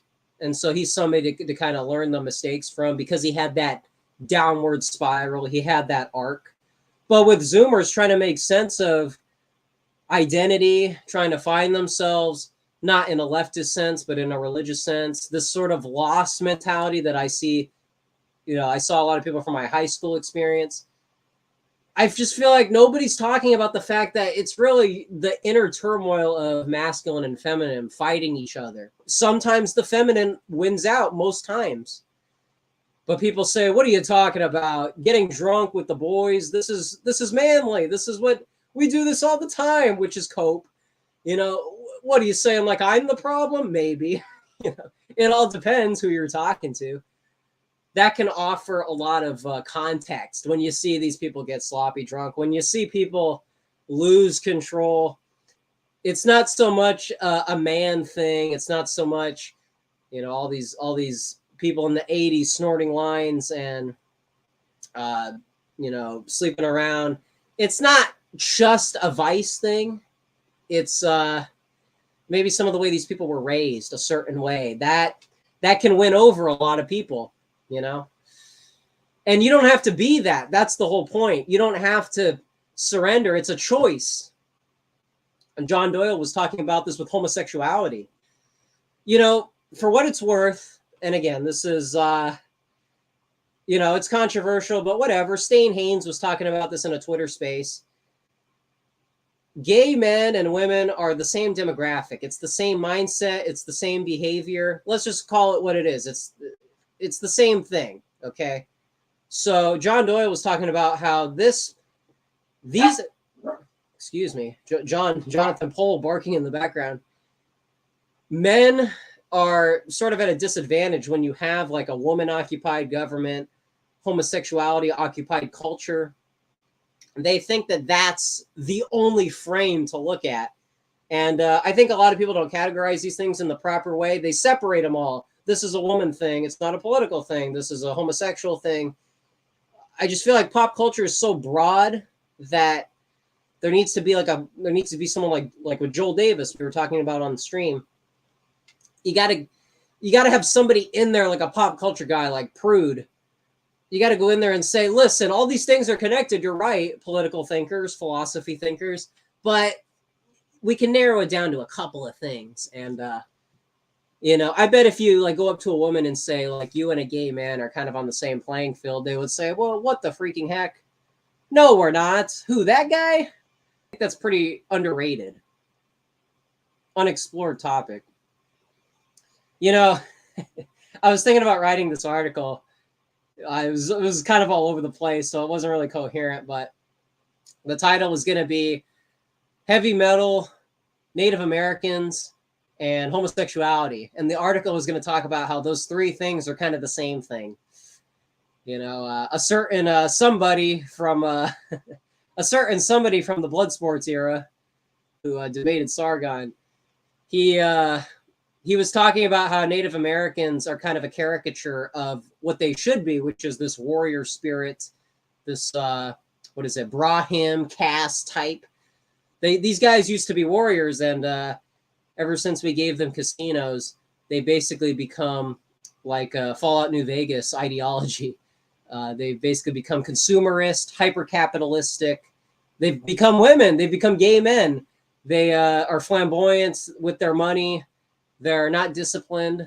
And so in a ways, a lot of those attributes describe, I'm sorry to say this because it's, you know, it's a genre I hold dear, but there's a lot of heavy metal fans that are a little too autistic, a little too exclusive. Not that it has to be a big open tent, but you know, there's a lot of heavy metal fans that are a little too nerdy with the music. This is how you get the gent crowd. Bass guitarist could write 2,000 words for an English paper on this. You know, look, man, I understand you're talented. I understand you can go up and down the neck with all these complicated scales. But if you're playing metal and it's not moving me, it's cringe, man. It's bad. That's why a lot of the extreme metal bands are they're missing the point. They're not reaching for the melody. They're reaching for, like Joel Davis said, the grug brain mindset. It's pathetic. That's not what metal was supposed to be. That's not what Elvis was supposed to be. It's supposed to be this metaphysical, you know, touch that you're getting. And it's really sad when people look at thrash metal and they see a bunch of guys frantically doing these riffs. I mean, that's part of it. Don't get me wrong. But this like pseudo intellectual, it's like progressive rock from the 70s, but we're making it heavy, so it's a little bit different. This is like, it's too like hoity-toity. You understand what I'm saying? We're missing the point, man. And it reminds me of these women that get really like obsessive with fashion. It's like they're trying to explain the philosophy of why Marilyn Monroe looks. I mean, there's something to the fact that people like Audrey Hepburn for her personality, and people like Marilyn Monroe because she's this like good-looking broad. But there's channels out there that really get into the nitty-gritty of fashion is this really highfalutin philosophy that it takes a real scholar like checks notes women to make sense of. I just feel like that's coming at it from the wrong angle. And I see a lot of that in heavy metal. I see that a lot in rock journalism. I see that in geo. This could be a topic that we could take on. Metal sucks. What are the other sites? Not like Ultimate Classic Rock and Loudwire so much, although it's there. There's this feminine perspective that has infiltrated even the most masculine spaces of metal and journalism. I mean, you guys have heard this stuff all before, but this three, what would you call it? This allied, the alliance, the allies of the 21st century. Women, or excuse me, homosexuals, heavy metal, and Native Americans. Excuse me. I mean, again, like I said, that's all over the place. That's not totally coherent. But you guys hear what I'm saying. It's three things that are usually seen as separate things. But I think we can really cut to the chase. The chase is better than the catch. And just really narrow down, what is this really all about? It's a feminine thing. What was Elvis's problem in the 70s? Guy needs more control. It shouldn't be the colonel helping him out. You know, this guy's a grown man.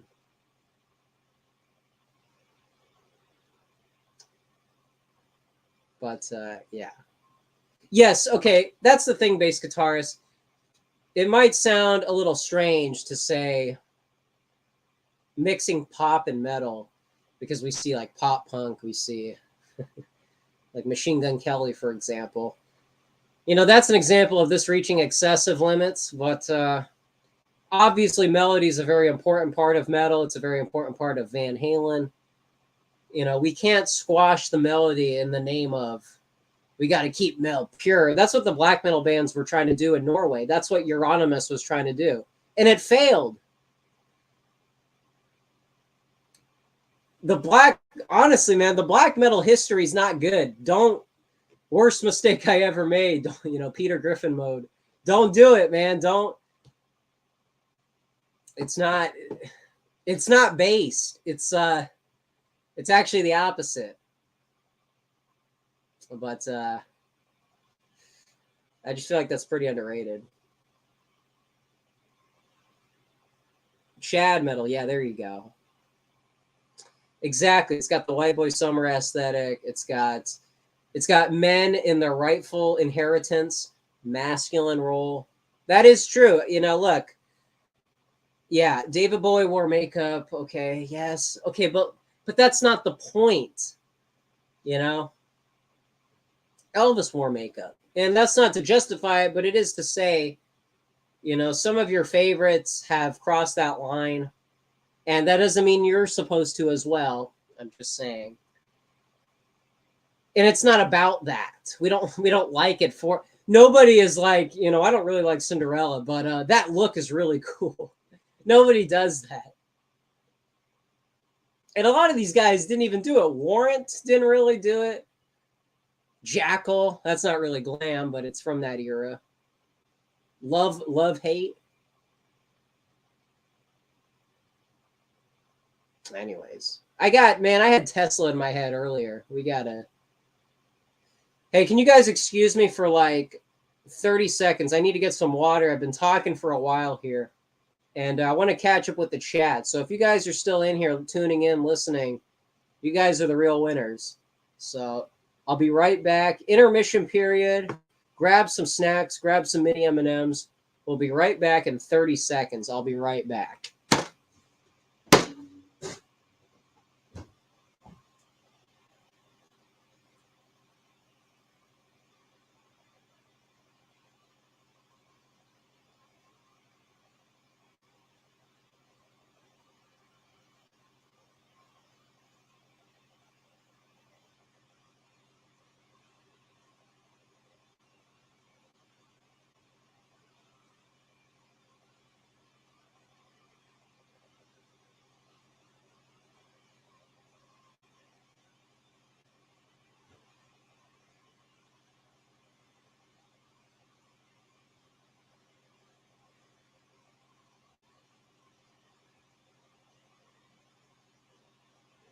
Okay. Okay.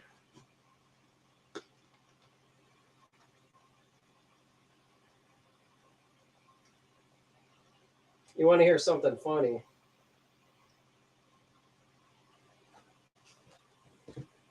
Oh. Check it out, man.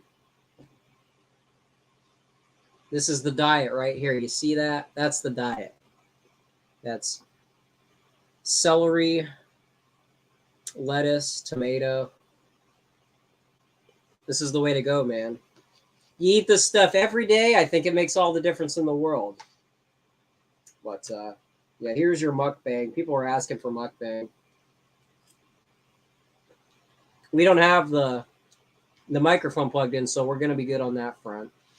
No meat, no meat. Not yet. We'll get to that later.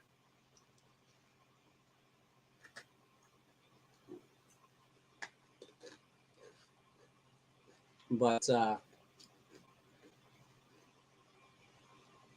yeah, isn't that the ironic thing? Not to belabor the point, but people act like the look of glam metal is a disqualifier.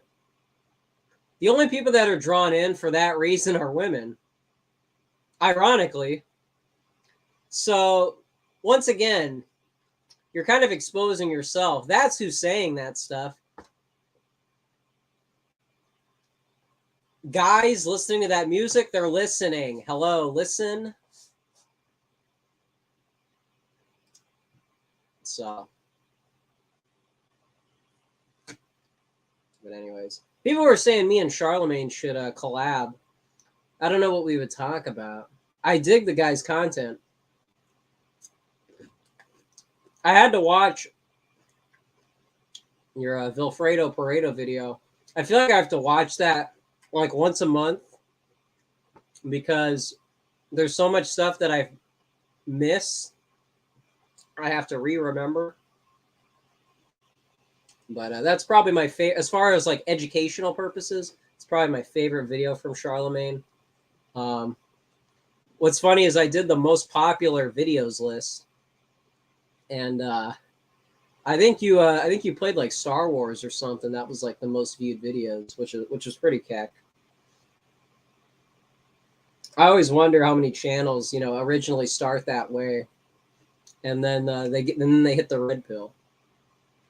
Sometimes you hit the red pill multiple times.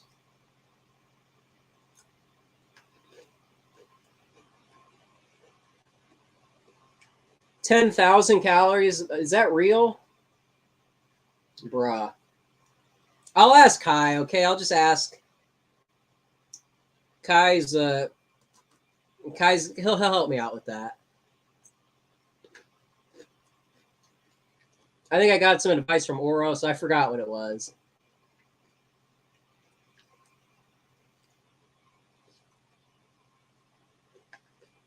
Also, the other thing that this Elvis movie kind of fails, I think, is what is it? They try to usher in the new generation by playing hip hop music in the movie. That's their attempt to reach the demographic. Obviously, the intention is in the right spot, but there's a way to do that that doesn't involve obnoxiously pandering to that audience. So again, you can see to address that earlier comment, biopics are going to be paused. There's no it's already a corrupted avenue. We're probably not going to win that one. I see the attempts already being made, and it just takes a little nudge to help it a little. 300 secret gaming videos. That's, I used to do walkthroughs on my old channel. That's what got me into YouTube. Did you guys ever play Dead Rising? That game, like watching someone play that was like watching a movie. But yeah.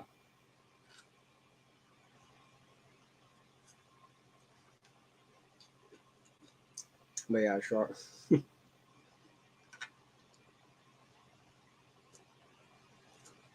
We're almost done here.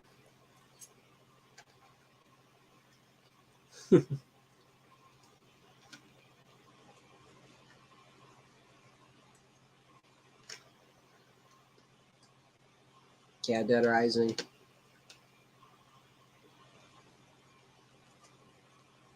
I think the litmus test, if you're a millennial, is do you see Dead Rising 2 as kind of a degeneration from the franchise? Because that was the first time I got to experience that franchise live, like when that game first came out. But with that, the first one was already out. The legacy had been built. So, anyways, I was trying to get Joel Davis to get back on Twitter because I was, I was telling him, man, the only other person who would, where the tweets would go so hard was Charlemagne, and it was like the most explicit stuff.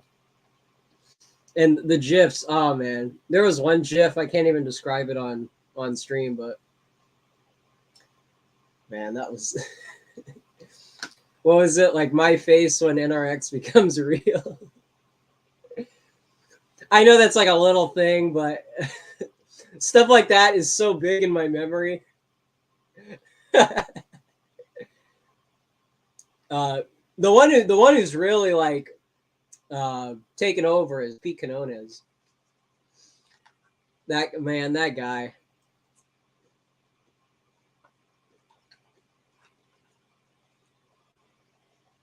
It's back to back stuff.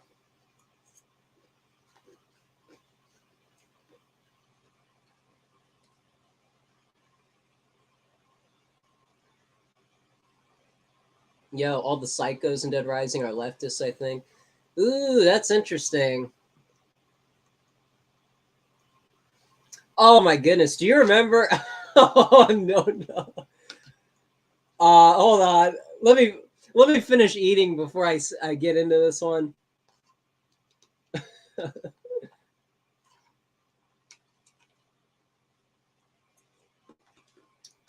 Hey, by the way, this was at like 4 in the morning.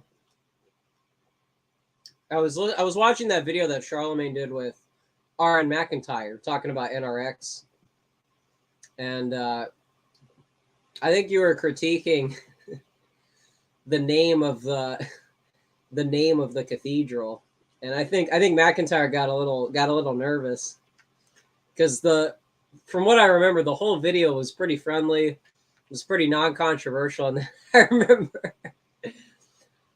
there being a big shift. Not like a serious shift, but Joel Davis was in chat. He was trying to edge it in that direction, and I love that clash. It was, again, not a big deal, but again, these are just like little things I remember from trying to get caught up with all the Prude and Geo. I remember watching that video and being like, this. I can imagine watching it live, and everyone's in chat. Keith's in chat. That was just a really keck moment that is kind of underrated.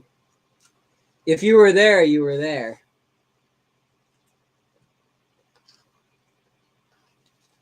All right.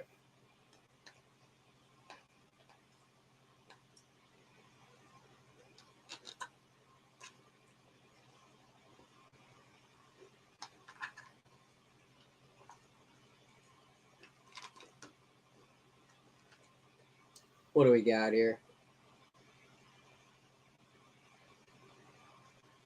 Heroes of Might and whoa, what the?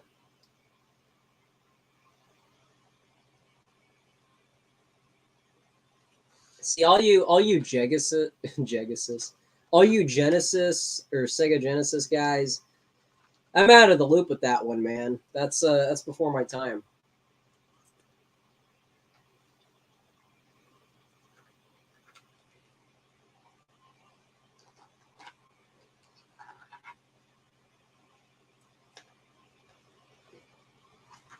All right, here we go.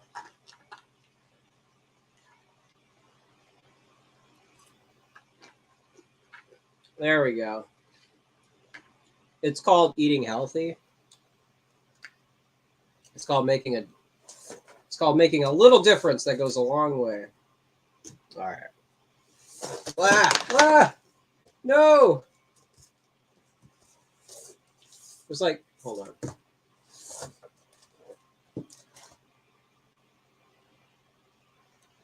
The studio is falling apart. The studio is shaking. All right.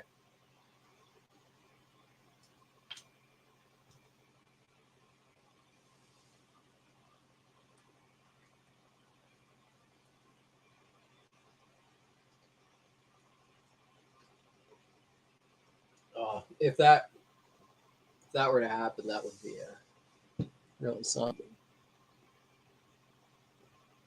Okay, now I can share.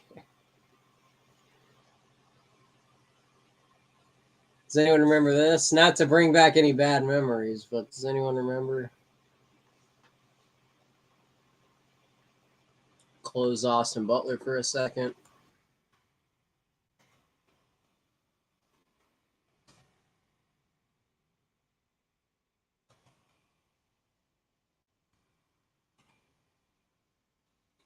Here we go. I hesitate to even show it.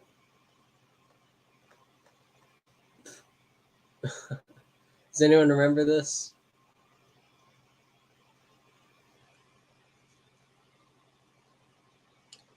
This was one of the bosses in Dead Rising towards the latter half of the game.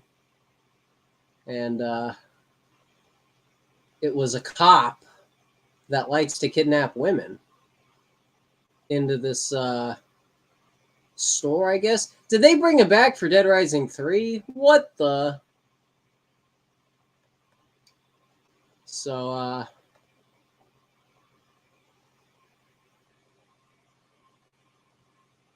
pretty sick stuff. You gotta be careful for.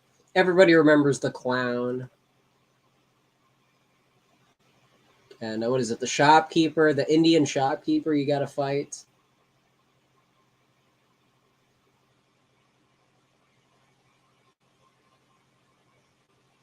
Dead Rising has such an interesting political dimension to it because it's a cover-up. It's a government cover-up in the first game.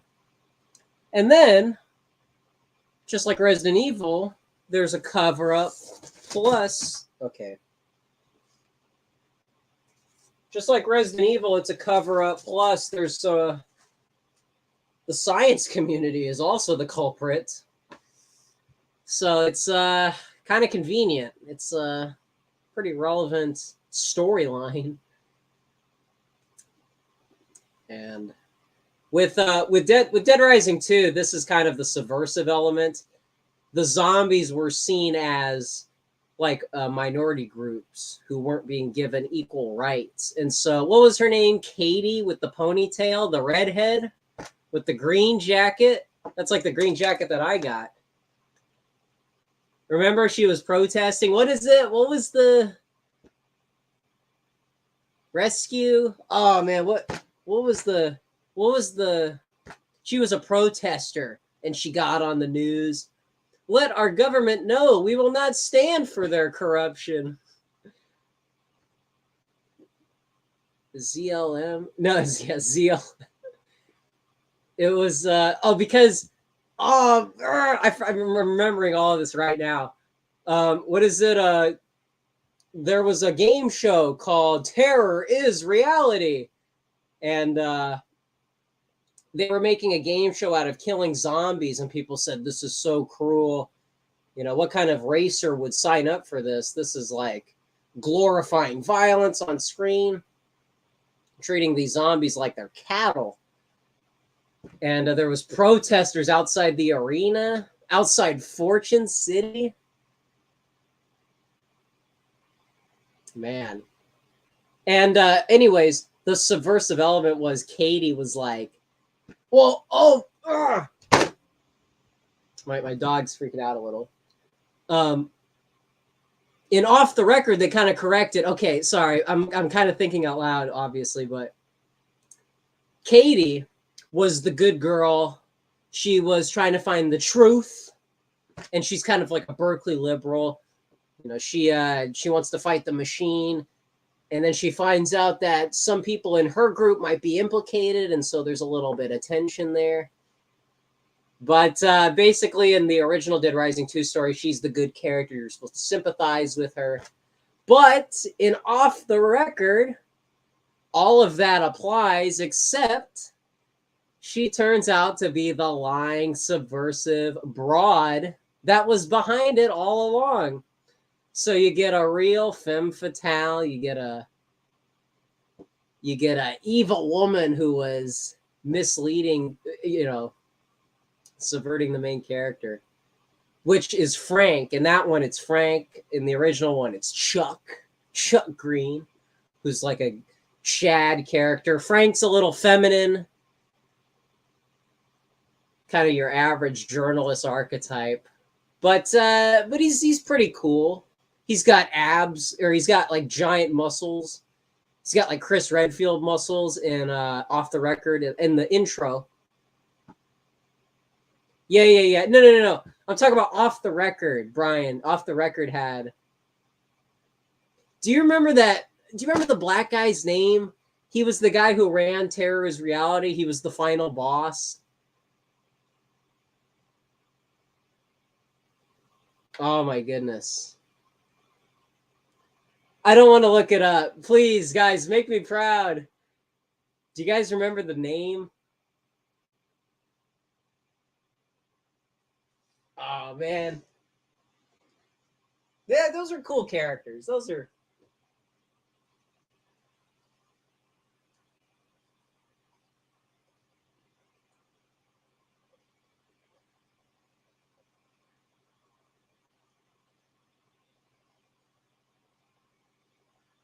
You guys, what's going on, man?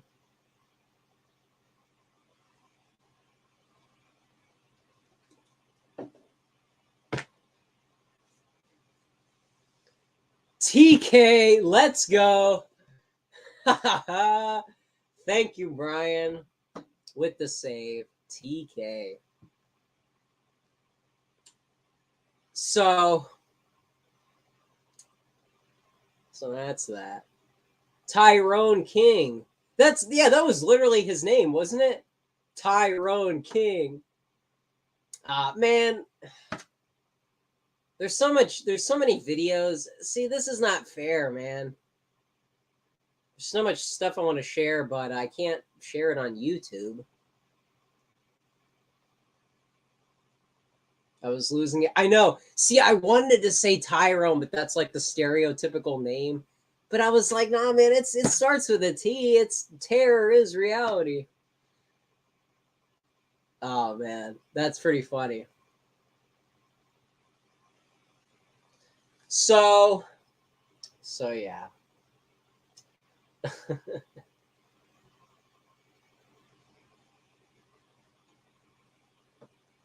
All right. So while I got you guys here, next week's going to be pretty weird because the next content we'll be putting out on not on this channel. Thomas and me and Joel Davis are going to cut some audio. I don't know what the topic is yet, but it's going to be the three of us on the Mind Phaser. You guys might want to check that out.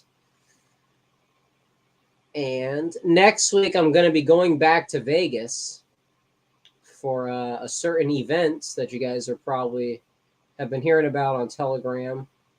So we'll see what happens with that.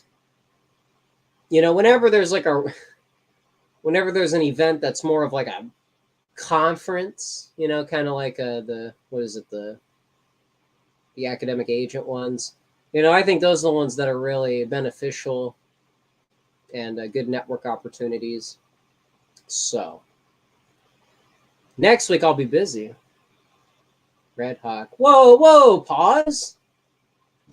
What are you talking about? What do you mean Red Hawk's going to be there? He's going to be where?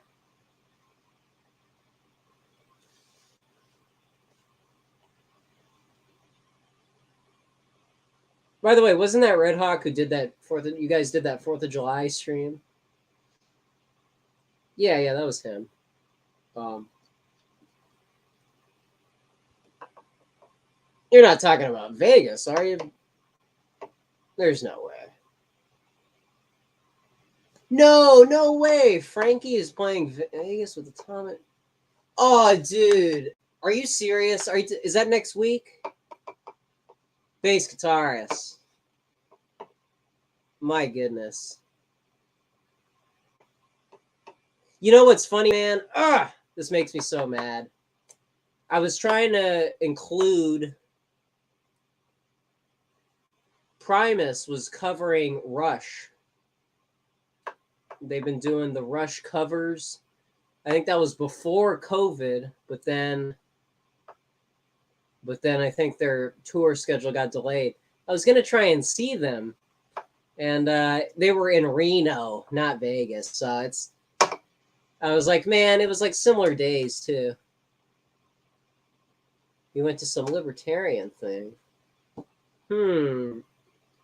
I'll reach out. Interesting. Real question is if Thomas and Ace will be on Academic Agents RPG. Hold on a sec.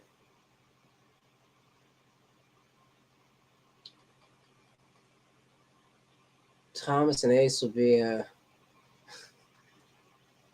yeah. Well, Academic Agent really helped us out with when we were talking about the Satanic Panic.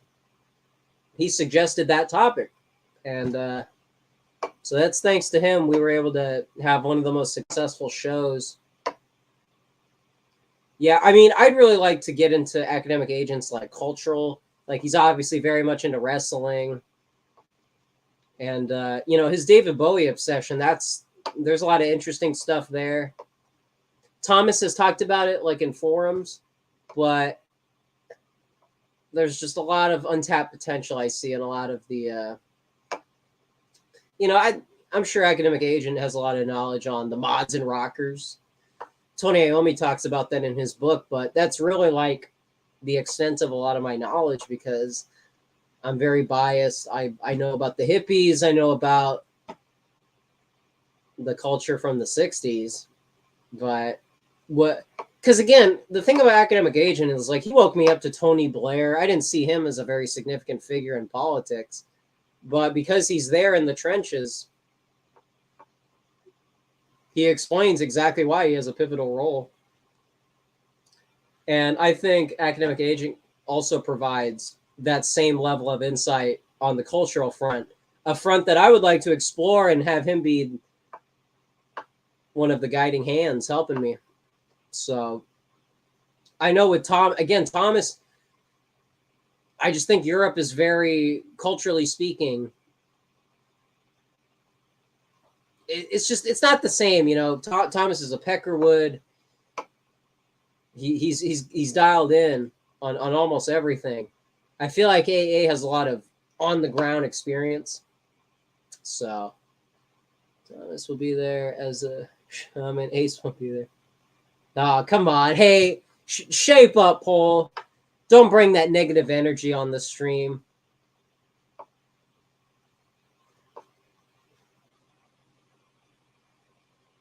What the freaking... Oh, what is this?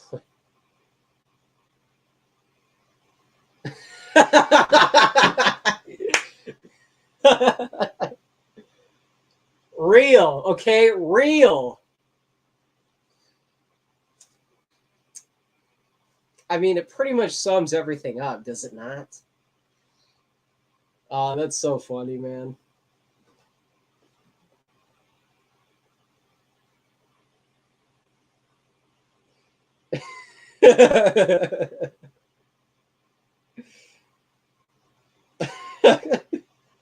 That's pretty funny. That's pretty.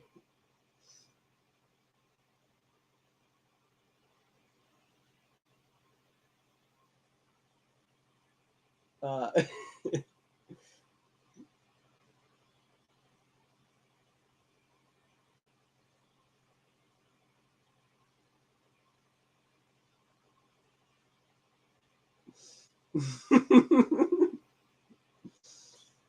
Oh man, that's funny.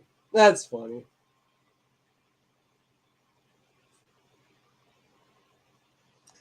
Anyways. Oh man. Man. Yeah, I'd like to keep. Hold on. Hey, we could do that. We could do that.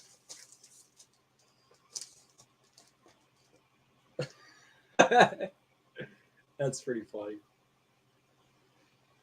Oh man. One of the benefits of I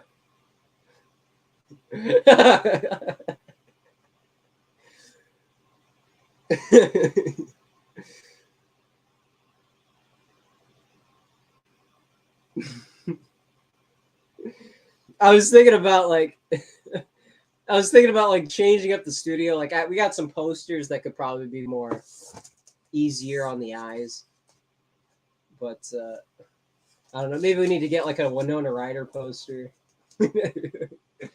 Get a Christian Slater.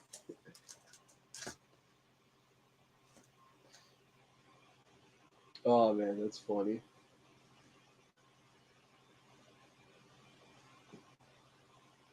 That's I can't get over the thumbnail for this video. That's so funny. All right, little. Oh, hold on a second. I meant to I meant to oopsie.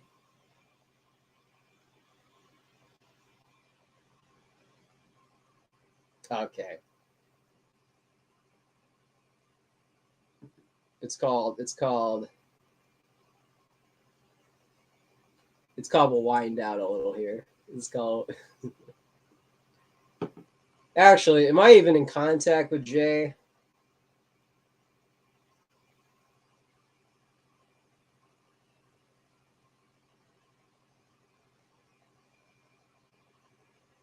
We'll see what happens. All right. Blackie Lawless tried to get that scene removed from the film. What scene? Do a whole episode. Oh, the Chris Holmes.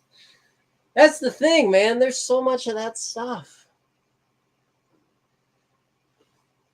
I just can't imagine somebody neglecting it because it's a glam, man.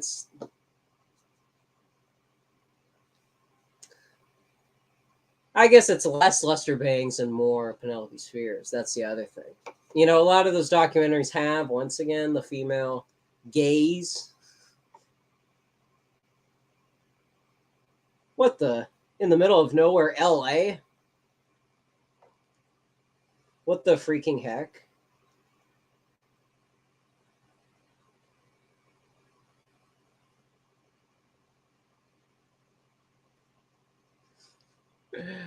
We do a little trolling.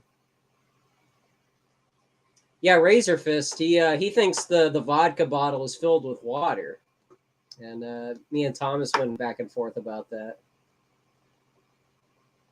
Oh.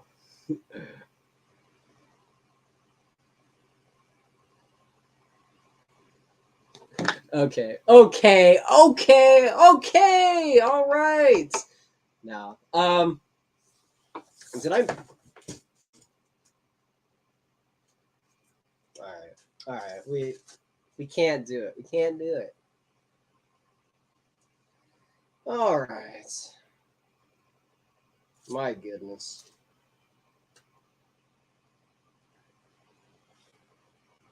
I wanted to be collecting all the mini M&Ms, but it doesn't look like we're gonna be able to.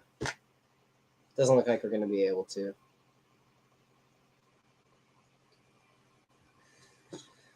Sorry.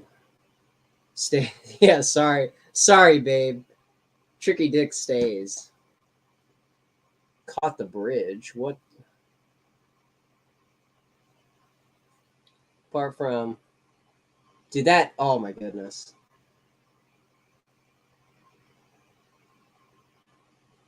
What? What do you mean, Vistain? What are you talking about? Kurt Cobain. I don't get it. You caught the bridge? What the? Yeah, we're giving Nixon the old Watergate treatment right now. It's just excessive. Wanted to see Primus in Mississippi when I was down there. Yeah, dude, we gotta respect Primus. We gotta respect our weird autists that become successful. His lyrics. Oh, well, okay. Hey, wait a second. I heard that was a tribute to Cliff Burton, so I think that's appropriate.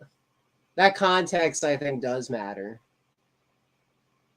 Got the bridges at the end of Left for Tits. Oh, dude, it's so over.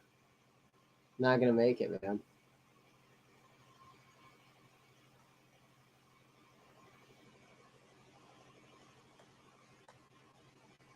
All right, let me see. You know what's weird? I don't know if it's just me, but sometimes I see comments the second, like when I rewatch to check the comments on YouTube, the chat has some comments that I can't believe I missed.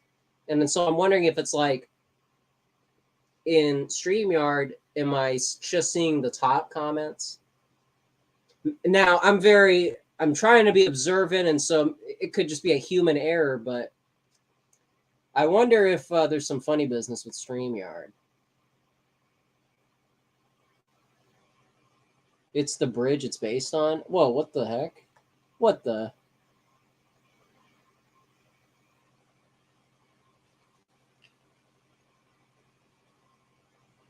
It's pretty scary, man. I'd watch out.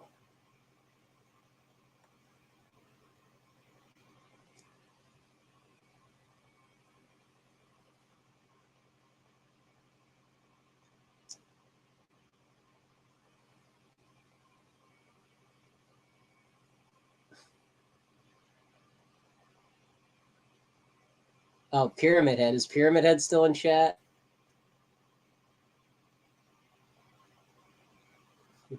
I remember Pyramid Head from the 4th of July stream. That was very appropriate. Yeah, the 90s, man. The 90s skater culture. You may be surprised how much overlap. Uh-oh. Now you really got to be careful, Charlemagne. Yikes.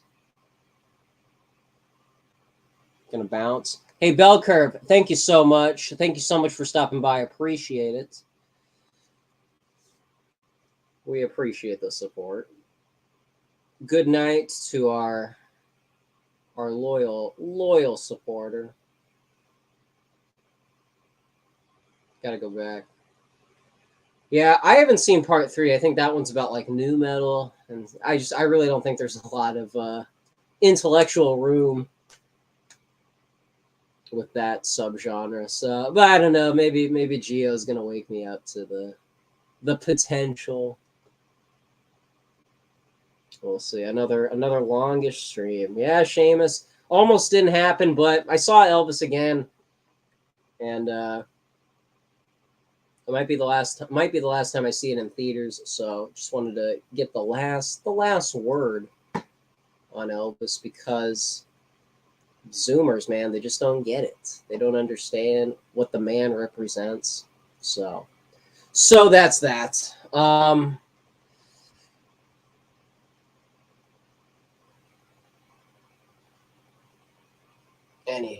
Anyways, I'll have to rewatch because I know you guys were helping me out with the Joel Davis stream we did earlier.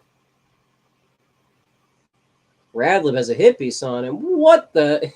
Yo, let's find that right now. Oh yeah, dude, the Paul Stanley part. That's as Thomas said. That's him trying really hard to assure you that he's not gay. So, yeah, go figure. Charlemagne, are you seeing that on Twitter? Do we have to go Twitter mode?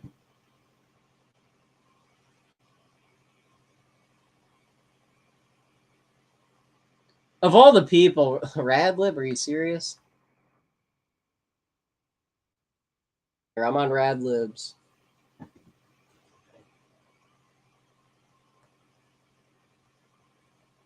Thought I'd get this out there ahead of the media using it to make me look bad in a smear piece. In my defense, the government requires us not to smile. Okay, okay. Is it out already, though?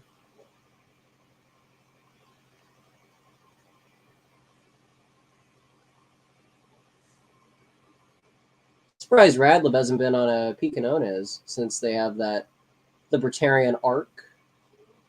That's probably going to happen pretty soon. Oh, man, that's...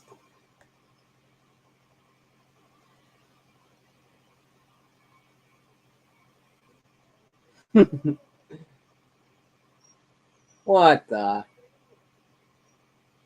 You look like an assassin. Yeah, here, let me share this on screen. Oh, Telegram too? Here, I'll pull that up on my... Or I guess I can pull that up here too, right?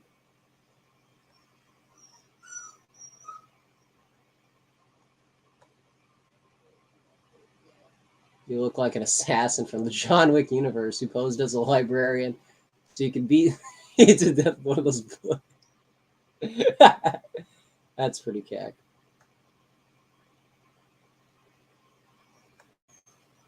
Does he have...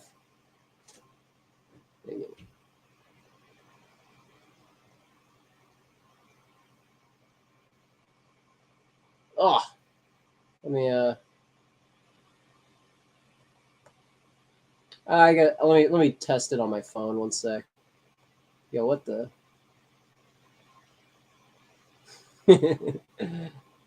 Oh man. Okay, here, give me 1 second.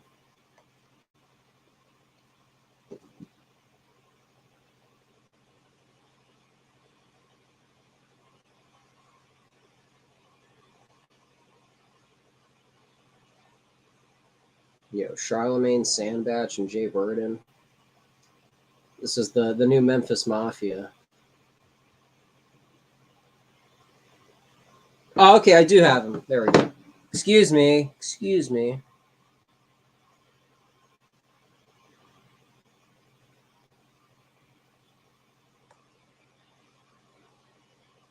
As seen on Radical Liberation.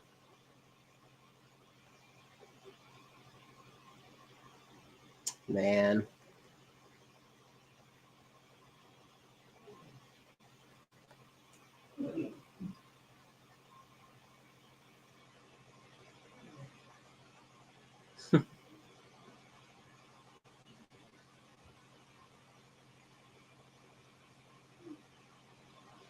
Interesting. Well, we'll see. Yeah, I wonder if this has to do with that Catherine D tweet. Do you remember that?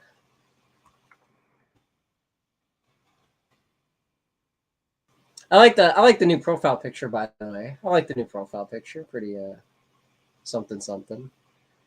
Anyways, where is that? Maybe I should go through media. Is it this one? No.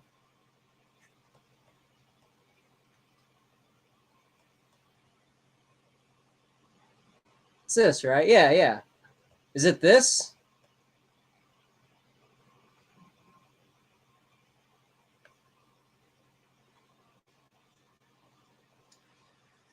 Because pretty interesting timing after the Vanity Fair article, after this stuff seems to be getting a lot of momentum. The New York Times wants to dedicate somebody, I presume on their payroll, to start hate watching content like Right Wing Watch, The Daily Dot, and an assortment of others. Looks like they're hiring, if anyone is interested in volunteering, to be controlled opposition and report back to the New York Times. I think Thomas had a very specific label for the New York Times. If you're consistent with his Telegram, you probably know what I'm referring to. Yeah, it doesn't look good. I don't like it. It's... who knows what's going to happen. Because Radlib is being targeted, that has to mean it's a larger hit piece. That has to mean we're going to be getting what would... because the Vanity Fair one's kind of the obvious example, but like I remember Newsweek. Do you remember this? Okay, please get that off the screen. Remember Newsweek had this profile.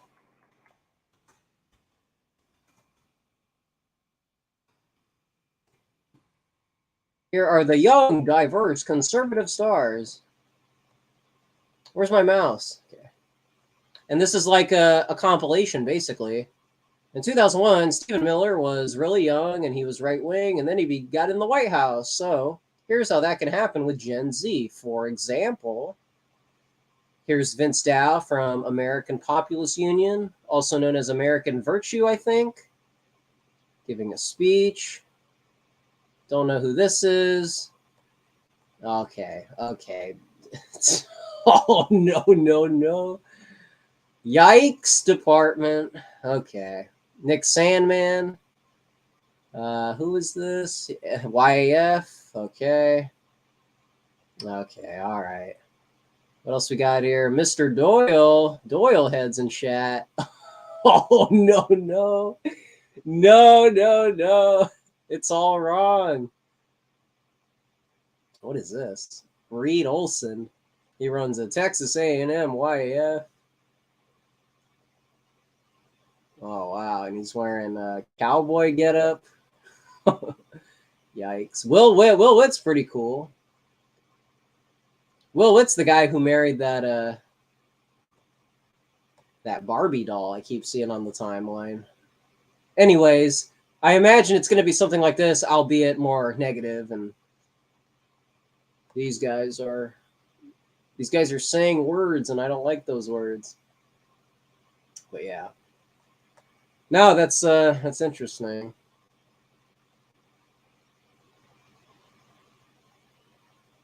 We found what the? That's a pretty interesting find at a Mexican restaurant. I guess they already have most of the colors red and white. I guess might as well throw the black in there. I don't know. Tio. Gotta watch out for Tio. Yeah, Richard Crook. I don't know. Let me just put this in the chat. Thomas is pretty critical of it.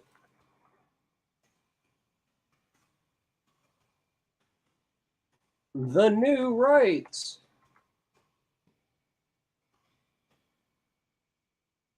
The new Marvel Cinematic Universe.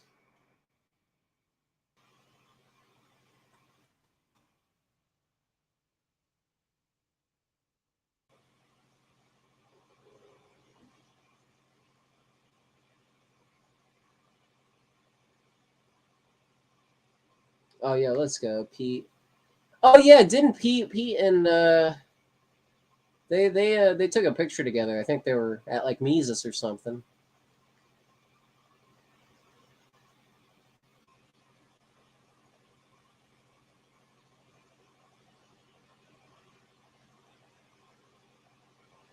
Okay, yeah, here we go. Yeah, good minds think alike. Bass guitarist, so true. Yeah, enjoy that one. Enjoy, sink your teeth into that word salad. Yeah, I think Prude did a deep dive with a journalist. I think he's from Spectator. They went on about the article, so that would also be a. If you have trouble getting through it like I did, that video is pretty helpful. But yeah, a friend of mine did his own review of that same event, NatCon. So it was kind of surreal to see that was the event that kind of, and what took so long, you know what I mean? The timing was a little odd. That happened back in last Halloween, and we first heard about it. What was that, April? It's just stuff like that. It's very strange. But yeah. Well, once my schedule becomes a lot less chaotic, I'd like to. Maybe this will be when we get on Cozy, but I don't know. Maybe this is the more appropriate place to do it because it doesn't require a lot of long form stuff. On there, we can kind of just hang out. On here, we can be a little more academic and structured. So I was thinking about, for those of you that know, that are into philosophy, Elizabeth Anscombe, the Oxford scholars, like who's the other one? Philippa Foot. These are two Aristotelian thinkers who clashed ideologically because one of them is Catholic and one of them was atheist, but they kind of shared this Aristotelian view. And that eventually leads to McIntyre, that famous book, what is it, After Virtue? And so, once again, Oxford is sort of in my periphery, but there's a lot of interesting dynamics happening there. And I might be able to get more of the Catholic perspective. I don't know if it's appropriate to reach out to Commuting the Soul. I don't want to interfere with anything he's got going on. He's probably a busy guy, but I was trying to do some Catholic stuff, but I'm not sure who's. Well, I guess Charlemagne's Catholic, so I'm realizing that in real time. Maybe that can be helpful. Maybe we can talk about that. Maybe that's the topic, because I know, like, what is it, Panama Hat? Some others are kind of vaguely in that headspace. But like me and Oros were talking about, it just seems like we don't get a lot of theology in these circles. There's a lot of bookworms, not a lot of middle-aged bookworms. So maybe we can mess around with that, Charlemagne. Who knows? Who knows? I'm just thinking out loud.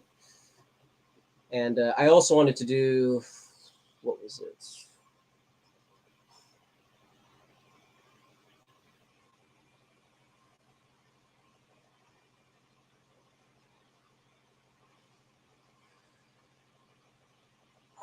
What was it, man? Anyways, what was the other script? We have some. We do a little Google Doc drafting, so might be a little something. Okay. Yes. Thank you, Charlemagne. I know that you're more up to date on that than me. I'm out of the loop, so middle-aged people. So, all right.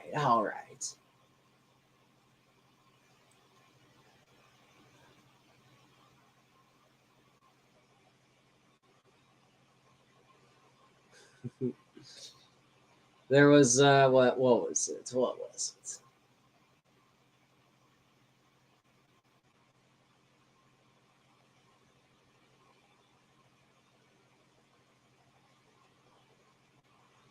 Because the thing is, when I remember with the metal review with Chuck Klosterman, this was a problem. When you have so much structure, it's a lot harder to get out of the autopilot mode. So I'm trying to make this beneficial for the both of us. But part of that is kind of dedicating to something a little more structured. So did you get no. We're trying to sort that out, bass guitarist. We'll see. But it's just the thing about having that channel is it increases the opportunities for the type of videos we can make. It's going to be a lot less word salad and more just kind of vibing. I'm sure you see the stuff that Dalton can put together. And Kai, too. Kai does, too. And Wendell. Oh, my goodness. Wendell. That's the other one who really got me in this headspace, even before Stain Haynes. Because he's been pretty consistent. So those are just some things. Some things we're trying to figure out. Next week, besides Thomas and Joel and us, doing something on a Mind Phaser, mostly you can just check me out on Twitter. I try to think out loud on Twitter. But yeah, we'll see what happens. So wait and see. But all right. I don't want to waste your guys' time on this momentous evening. We're back. Hey, can I? Thank you. Live update from behind the scenes. I'm thinking we are so back. I'm thinking we're absolutely red-pilled and based because did not realize this was in the house. Does this come with 68? Oh my goodness. I don't think it does, but hey. How about that? Nah, man, I gotta get something to eat. I gotta recharge. But anyways, just some things. I gotta reach out to Charlemagne on Telegram. Been meaning to do that. What else? And then I don't know. Let's see if me and Red Hawk can get into some shenanigans. Legal shenanigans. Good, lighthearted. We will see. Bass guitarist, perfect timing. I couldn't agree more myself. So we'll wind down here. It's the end of an era, guys. It's the end of the Elvis Shilling in long form. Hate to see it go, but we tried. We did everything we can. We rang the bell. We try to get the message out there. Hopefully, somebody went out there and saw it as a result. Who knows?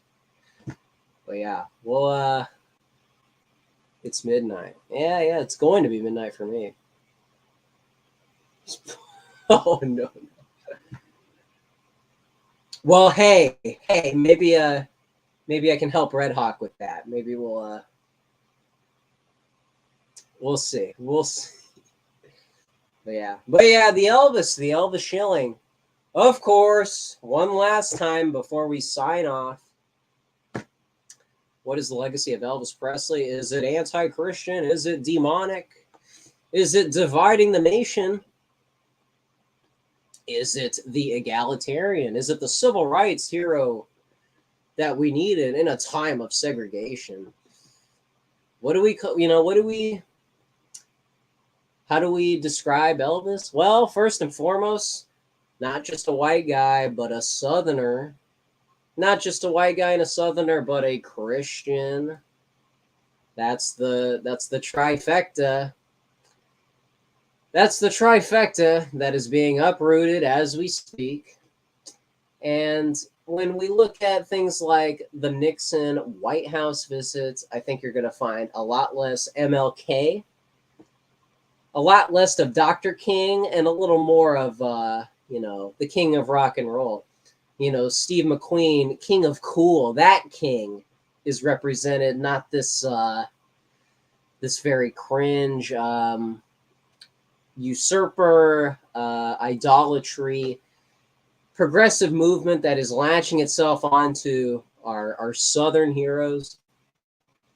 So that is the legacy of Elvis Presley, the decentralizer of not just music, not just rock music, but pop culture in general. It's the whole reason why we can have punk and metal and all this stuff.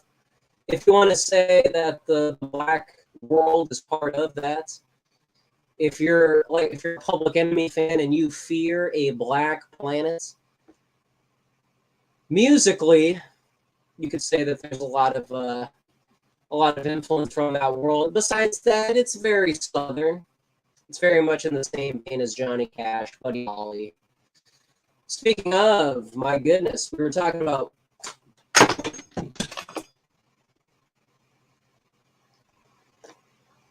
so what I was going to say is, speaking of biopics, biographies, gotta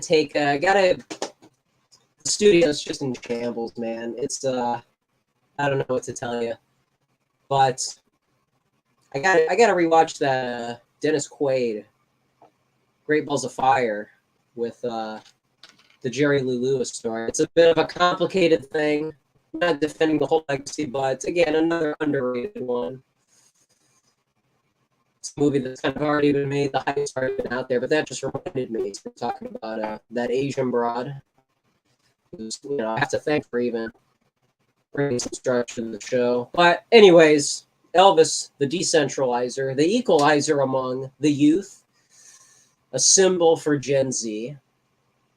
And just be careful. Just be careful with all of the testimony and all the people that want to write his legacy. It's coming from a very left-wing disposition, and you just got to be aware of the fact the guy went toe-to-toe with the best Quaker that ever got into the White House. So that's the thing. You don't even have to pretend to like Elvis. The music is cool. The music goes hard. I think it's the 6th album. He has that album, Somebody for Everybody. And it's kind of, if you're in progressive rock, Rush, they would do half the album is a story, the other half is radio songs. He kind of did that. He blended all the genres. So that's the thing. He is somebody for everybody. He's a somebody for all kinds of people. And that's cool, There's some cringy stuff in the 70s, but again, a lot of Zoomers like to paint with broad brushes. This person is this, therefore cringe. It's a very complicated thing. Maybe you want to divide up people. Maybe that's the thing to do. Maybe in this decade they were cool and then kind of lost their way. Maybe you could apply that to some other people in the 20th century. Again, just helping out with some of the thinking here, moving forward. But Elvis Presley, my goodness. With the cape and all, we criticize Marvel, but hey, the original superhero, the original Captain Marvel, Elvis Presley. And, of course, it goes without saying, he is literally me. And that applies to you guys as well. So, Elvis Presley, Elvis Aaron Presley. Maybe we'll have a little thing for his birthday in August, since we share a birth month and a first name. The overlap is over the top, man. So, anyways, thank you guys for tuning in. Let me thank all the people. Charlemagne, I hate to interfere with your drive, but maybe somebody else is live streaming. I try not to interfere with all the scheduling. I thought the weekend would be safe. Most things after Wednesday seem to be up for grabs. But yeah, we'll talk again. And I want to thank bass guitarist Seamus, Richard Brook. Thank you guys for listening to this rambling man. Brian, subject to change. Bell curve was in here. And then, of course, bingo. And Jonathan Pohl, Pyramid Head, who is busy in Silent Hill, I presume. Trouble Armstrong. Okay, that's interesting.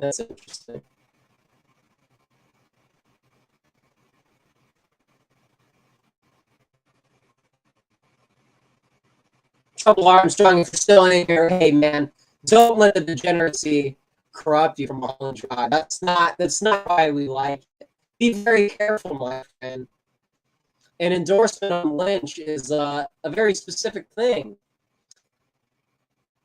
The themes of Blue Velvet, that's one of the main points, is to point out that dark underbelly that we do not support.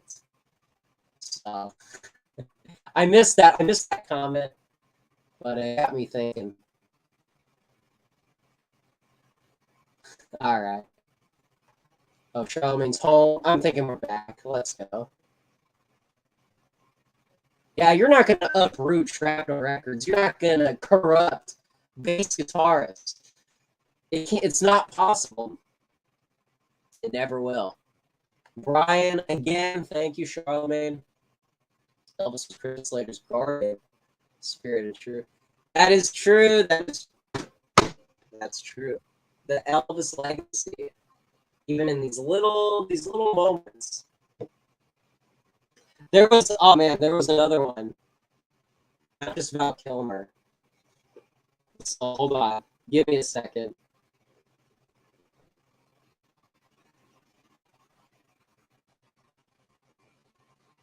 Oh man.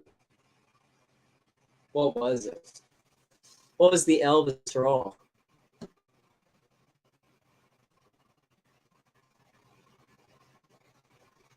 Richards is Ronnie Van Zant. Interesting. I don't know what it was. Ugh. Well, anyways, that's how Zoomers need to be when they're in the restroom. When you need a hype man, sometimes you just gotta. Sometimes you need a little help with mentally, and so as Thomas said, pretty underrated aspect of true romance. But anyways, that's probably the end of. Well, I guess when we watch Cuffs, we could bring back Christian Slater into the fold. But Elvis Presley, my goodness, it's been a great ride. It really has. So, and thank you guys for putting up with it. I was in Oros's chat, and that was a pretty wholesome moment. Well, who was that? Was that Oprah? I forget. But anyways, it's been nice to celebrate the legacy appropriately this time. And let's see who it is next. Who's the? I imagine when Gio and Prude get into the Ryan Gosling lore on the next episode, I imagine that's gonna unlock some memories. So we'll see. We shall see. Bro, there's a lizard in my bed. What's going on, big guy?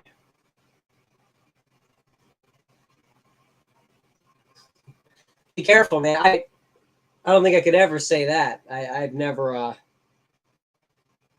can't really relate, but be careful, man. Anyways.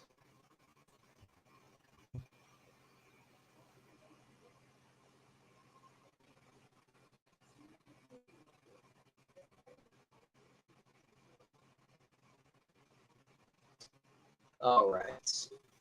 I gotta fix the studio. Studio got a little chaotic. But all right.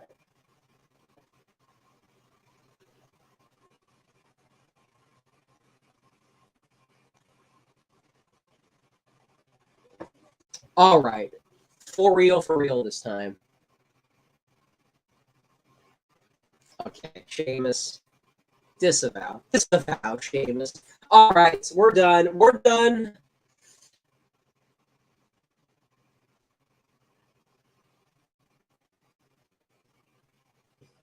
That's wholesome. Okay, that's wholesome.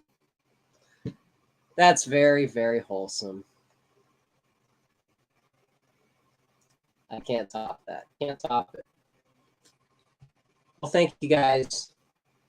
That's enough. That's enough for one crazy evening. And we'll be back probably in like a week or so for this channel. So that's one of the reasons I wanted to do this. I wanted to have one last hoorah, and then we'll disappear back onto Twitter.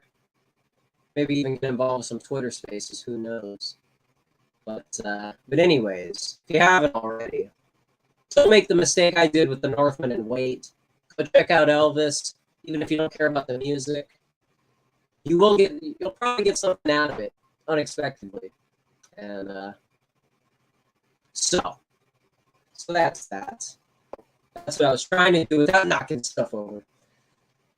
But all right, thank you guys. Thank you guys. I need some more M&Ms. I need to eat some meat, like someone in the chat suggested. I don't know. I might watch a. We'll see. We'll see. We'll see. All right. Thank you guys. Thank you guys for tuning in. I gotta take advantage of this thing, man. I'll probably be tweeting about that.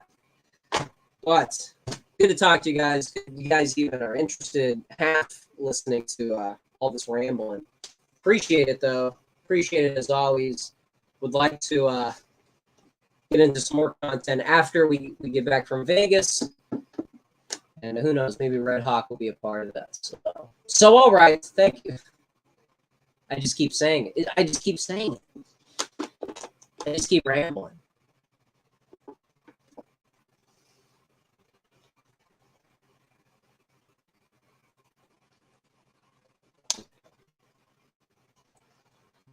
All right. For real this time. Thank you guys for tuning in. I will see you guys probably in a week or so. Thank you. And have a good rest of your evening.